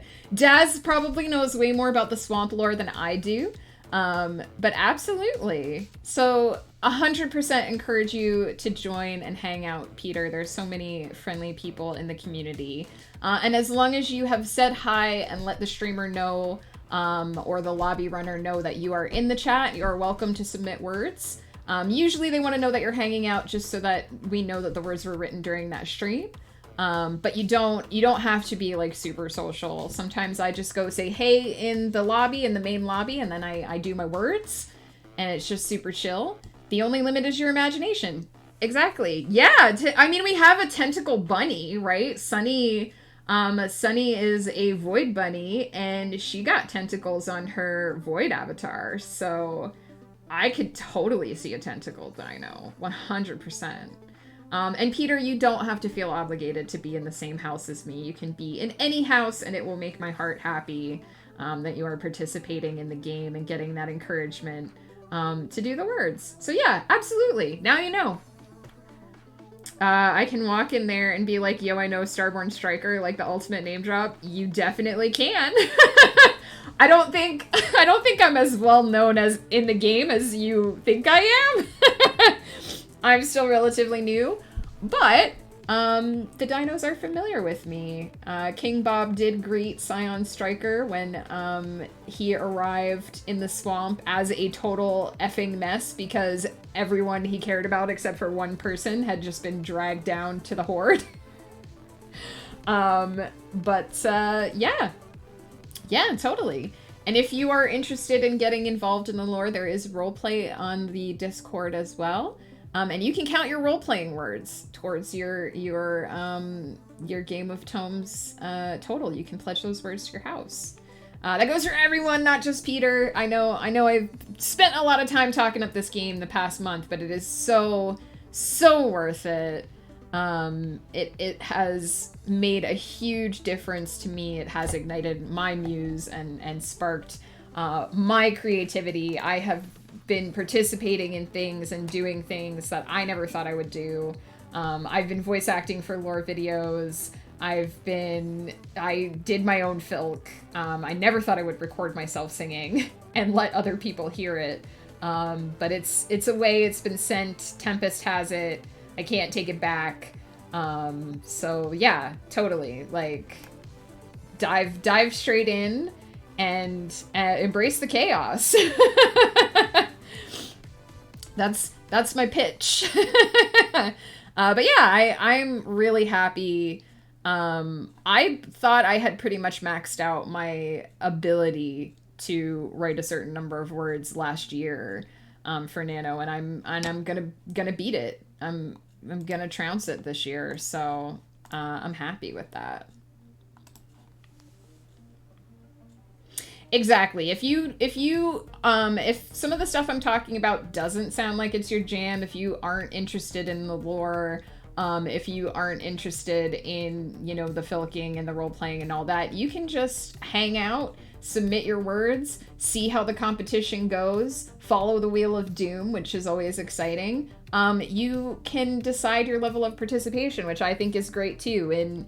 In July, it was my first tourney, so that was pretty much what I did. I showed up, I wrote words, I watched everything, but I didn't do a lot of the lore stuff because I wasn't really familiar with the game yet. I was sort of getting my legs beneath me, and it's really only been this month that I've sort of been diving into more of it. And you can totally choose how much you want to do. Some people are there for the role play, some people are there for the statistics and to see how the game works out and aren't really interested in the other stuff. And that's cool, because at the end of the day, as we keep saying, the main point is to encourage you to write, to get your words in, to hit your goals. I think it sounds great. I'd absolutely love to be involved in that, but I just don't know how to begin. All you got to do, Peter, is you just click on that little, what did I call my points? Click on that little Star Drops icon, select the house that you want to write for, and put in how many words you've written during the stream today, and pledge those words to your house. You can also head over to the Discord and choose the role of the house that you would like to join. So if you're interested in the Dino house, you would select the dinosaur logo in the roles area. If you were interested in being in House Mollusca, you would choose the octopus, and I believe you would be given temporary access to some of the dino area because we are currently allied with the dinos. Pick a house to put the words in right here and now, and then you can go onto the Discord. Exactly. As long as you are picking the same... I mean, I think you can pick a different house. You don't always have to submit your words to the same house, but as long as you are submitting the words that you've written during the stream, that's all you really need to do.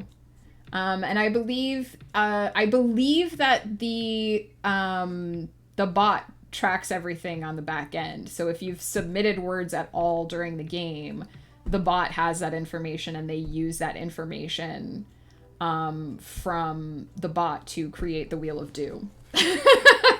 The only thing you have to know, Peter, is that if you submit words and the house you submit them to falls, you may be on the Wheel of Doom and you may become a zombie.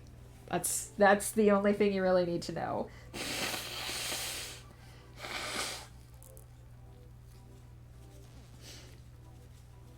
And also, if I say something wrong, listen to Daz, because Daz knows better than me.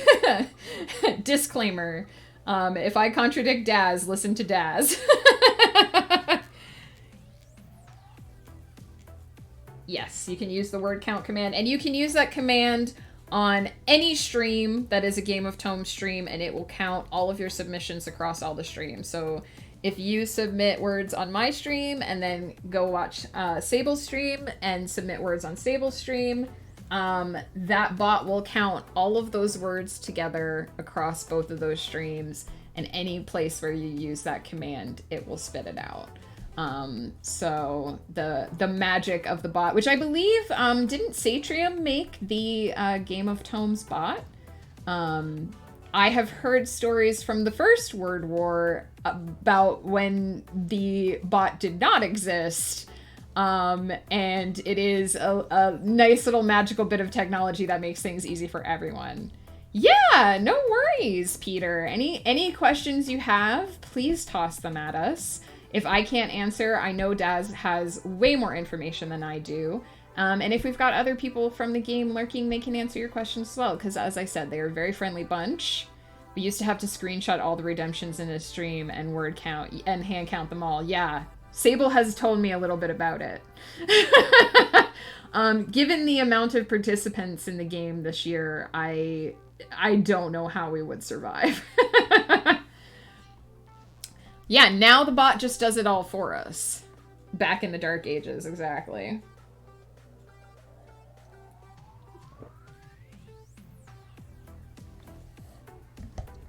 I believe also that because Satrium created the bot, Satrium is the only one who currently knows how many words stand between the living and the dead. Satrium is the only one who knows how many words are between the houses that remain alive And Satrium only gives us little bits and pieces. I think of Satrium as a wizard, essentially.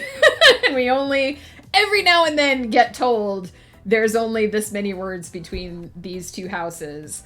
So it's quite competitive and quite intense. He has to know, exactly. But he's very good at keeping secrets. Like I said, I think of Satrium as like a wizard. Every now and then Satrium will pop up and say, there are only 2,000 words between these two houses. And then it's like, oh shit. But I believe we won't know the ultimate totals until the final battle, the big final reveal at the end of the month. His official title is the Wizard of Got. There we go. And he's a dino. Nice. Yeah, so it's awesome. And I haven't even like touched on, there's a whole World Anvil page, several World Anvil pages, and information and lore and all that kind of stuff. If you're on World Anvil, you can check that out. Sable has posted much of the lore and many of the filks to YouTube as well, so you can catch up on the archives and stuff. There's many people who work tirelessly on this game. The organizers are amazing. I believe Moon made a map of the Game of Tomes universe to show how it's slightly different from the real world. And yeah, so there's a bunch of creative people just creating their hearts out to make this game what it is. And it's all worthy of attention. I have not gotten to dig into the depths of the lore. Like, I haven't been able to do a deep dive because I just haven't had time. I have so much going on in my writing life. But everything that I've seen and participated in has been amazing, and I've enjoyed every moment of it. So again, the spiel, but go for it. Go for it, Peter. Yeah, I think Sable said that if she were to re-show everything from the beginning, it would take like 48 hours of watch time. So, what is the real world you speak of? It's a silly place. We have right now 190 plus people. Nice! Yeah, I remember Sable told me that she was like, yeah, I'd be happy if like 25 people showed up. And it has really taken off and become its own thing. And I'm so glad. I'm so glad that I found it. I'm so glad that it found me. And I'm so glad to be dipping my toes in it. Let us not go to the real world. Exactly, Peter. You got my reference. I knew you would. All right, I am going to get my fingers ready to do another sprint. Because I am going to have to eat lunch here at some point. The body demands food. And I got some leftover spaghetti in the fridge that's calling to me. So let's clerk the clerks.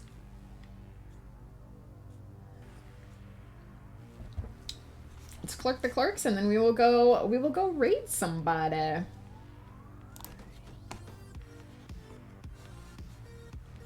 Leftover spaghetti, one of my favorite leftovers.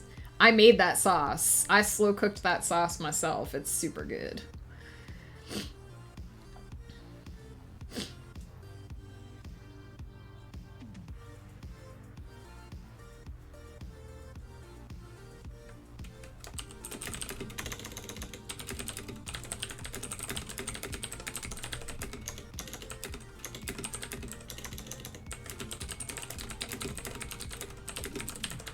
If you heard a little beepy doodad in the background, that was my dishwasher letting me know that it's done. In case anyone is like, what was that noise?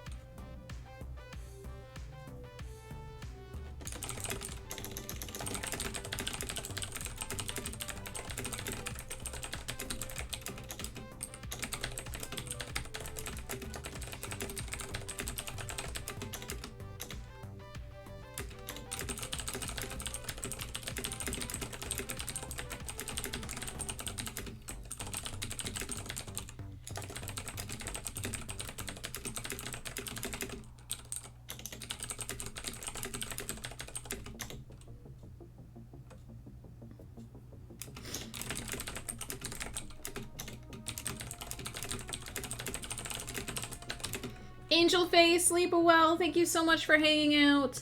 It's late here, 22:44. Good night and see you next stream. Good night, see you next week. I shall be back on Monday. I believe Monday afternoon I'm planning to stream. I'm going to be doing Monday, Tuesday, and Wednesday streams next week so that we can have streams at the end of NaNoWriMo. I will, of course, be writing in December, but I'll just take Thursday and Friday off next week. So yeah, have a fabulous weekend. And if you're writing over the weekend, I hope the words flow for you.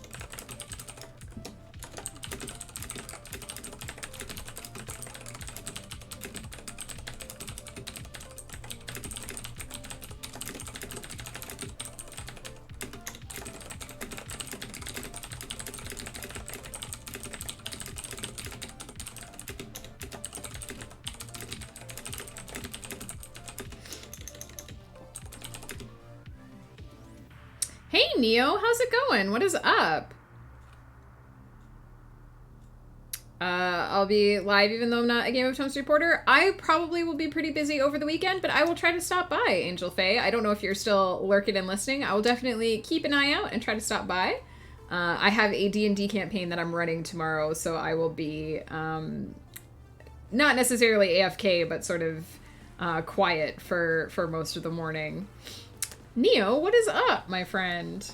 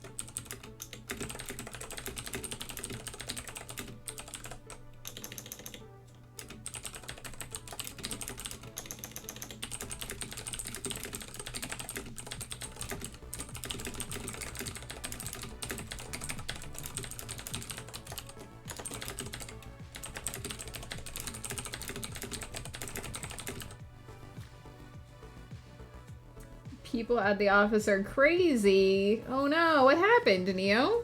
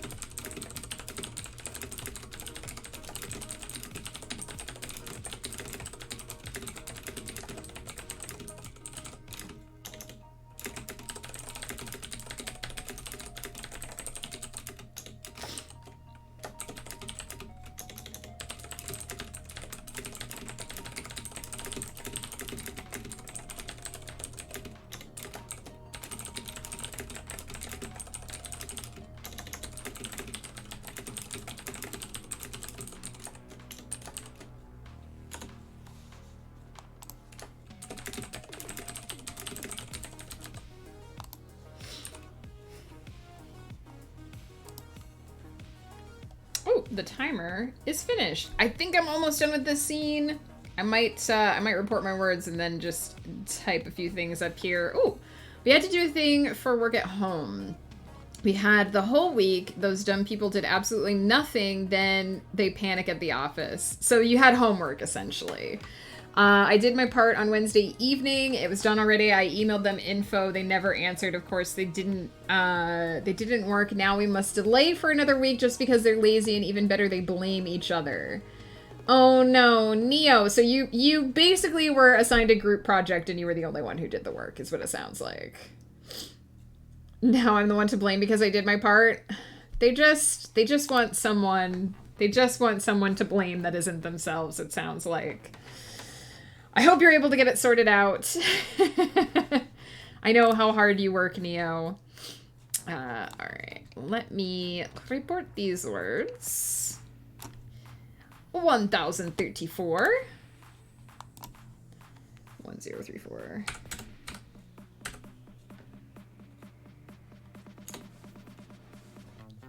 For Sauropoda, and then I think I will just sort of, I don't think I need another sprint, so I think I'll just sort of finish up these last few paragraphs in between chatting here, and then we will report those words before the end. I am basically at the point where I just need to decide how I want to wrap up this scene, so...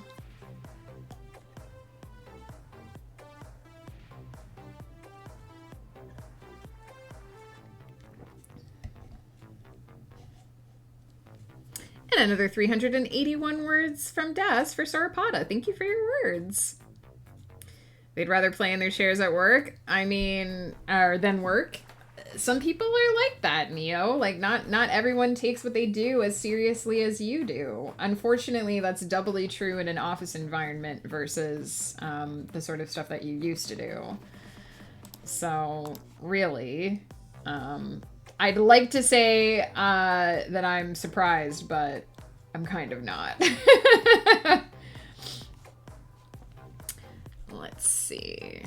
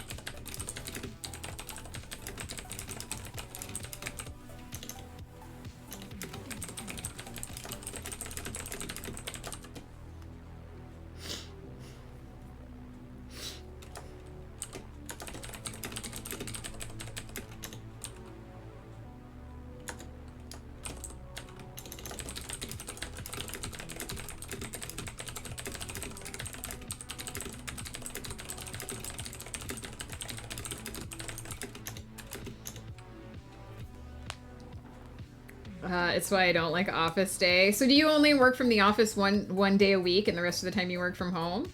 It's a big project. We're writing a big presentation. It will last for a month.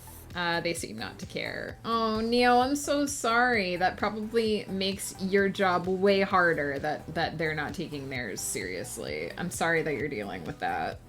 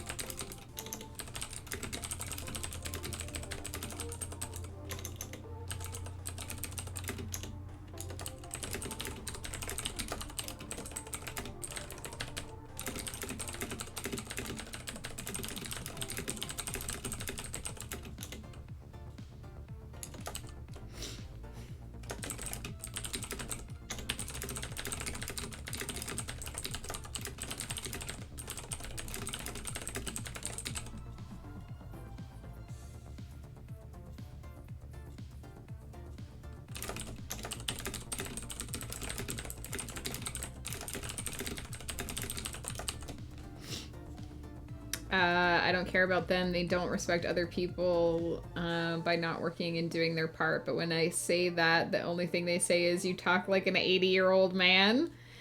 I mean, you know, we already know that you have a very blunt approach to that kind of stuff and that it doesn't always, that people don't always necessarily respond to it. But you're not wrong. I mean, they are disrespecting you and your time by not doing their work and by making you work harder and longer. I totally understand being upset by that. But you also can't control other people, right? They're gonna do what they want to do, and there's not, like, really the only thing you can do is control yourself and your work, and they have to figure out their own stuff for themselves.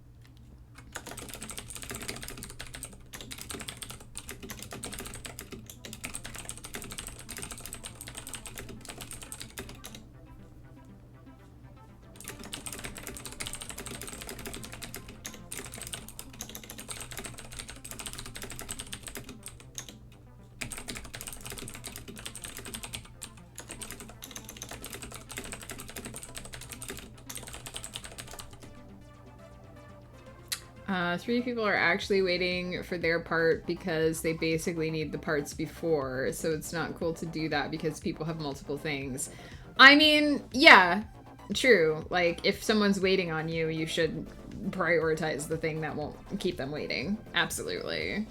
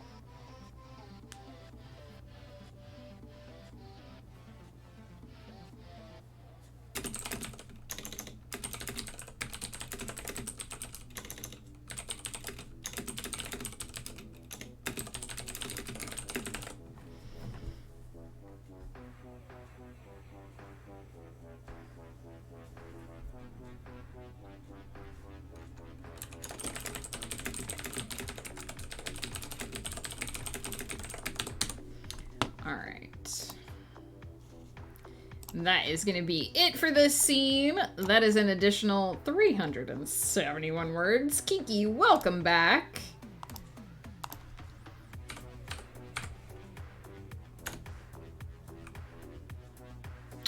So that brings me to, for the stream, a total of 3,406. Pretty good for a nice little short that will go on my blog. I am really happy with this. I definitely expected it to be more about the chess when I first started it, but it ended up being sort of a back and forth interaction showing these two characters and sort of how they're different from each other, and I'm really happy with that. I'm really happy with the contrast and juxtaposition struck by these scenes, and it was kind of nice to write a few shorter things because I don't do a lot of short stuff.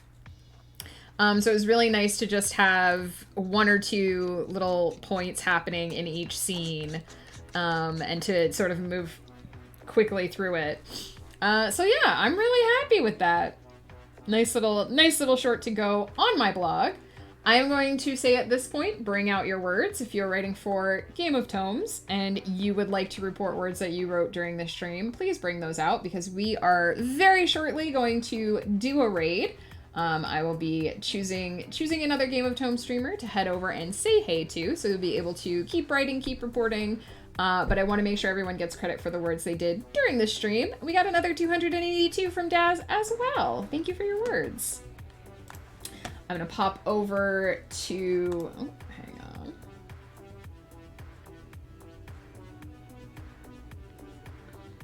I just looked at my gas bill for the month and I was like, why is it so high? And then I remembered it's winter. Well, that explains that.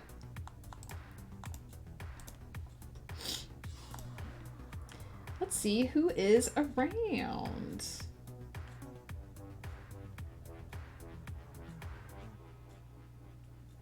Actually, ECC is still going.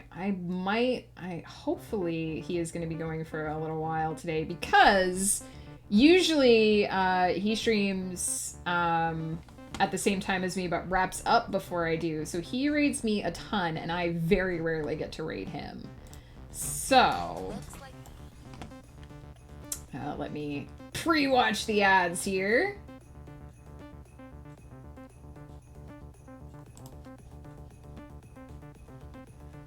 So he is playing Civ rather than running sprints today, but still a reporting stream. You can still report your words over there.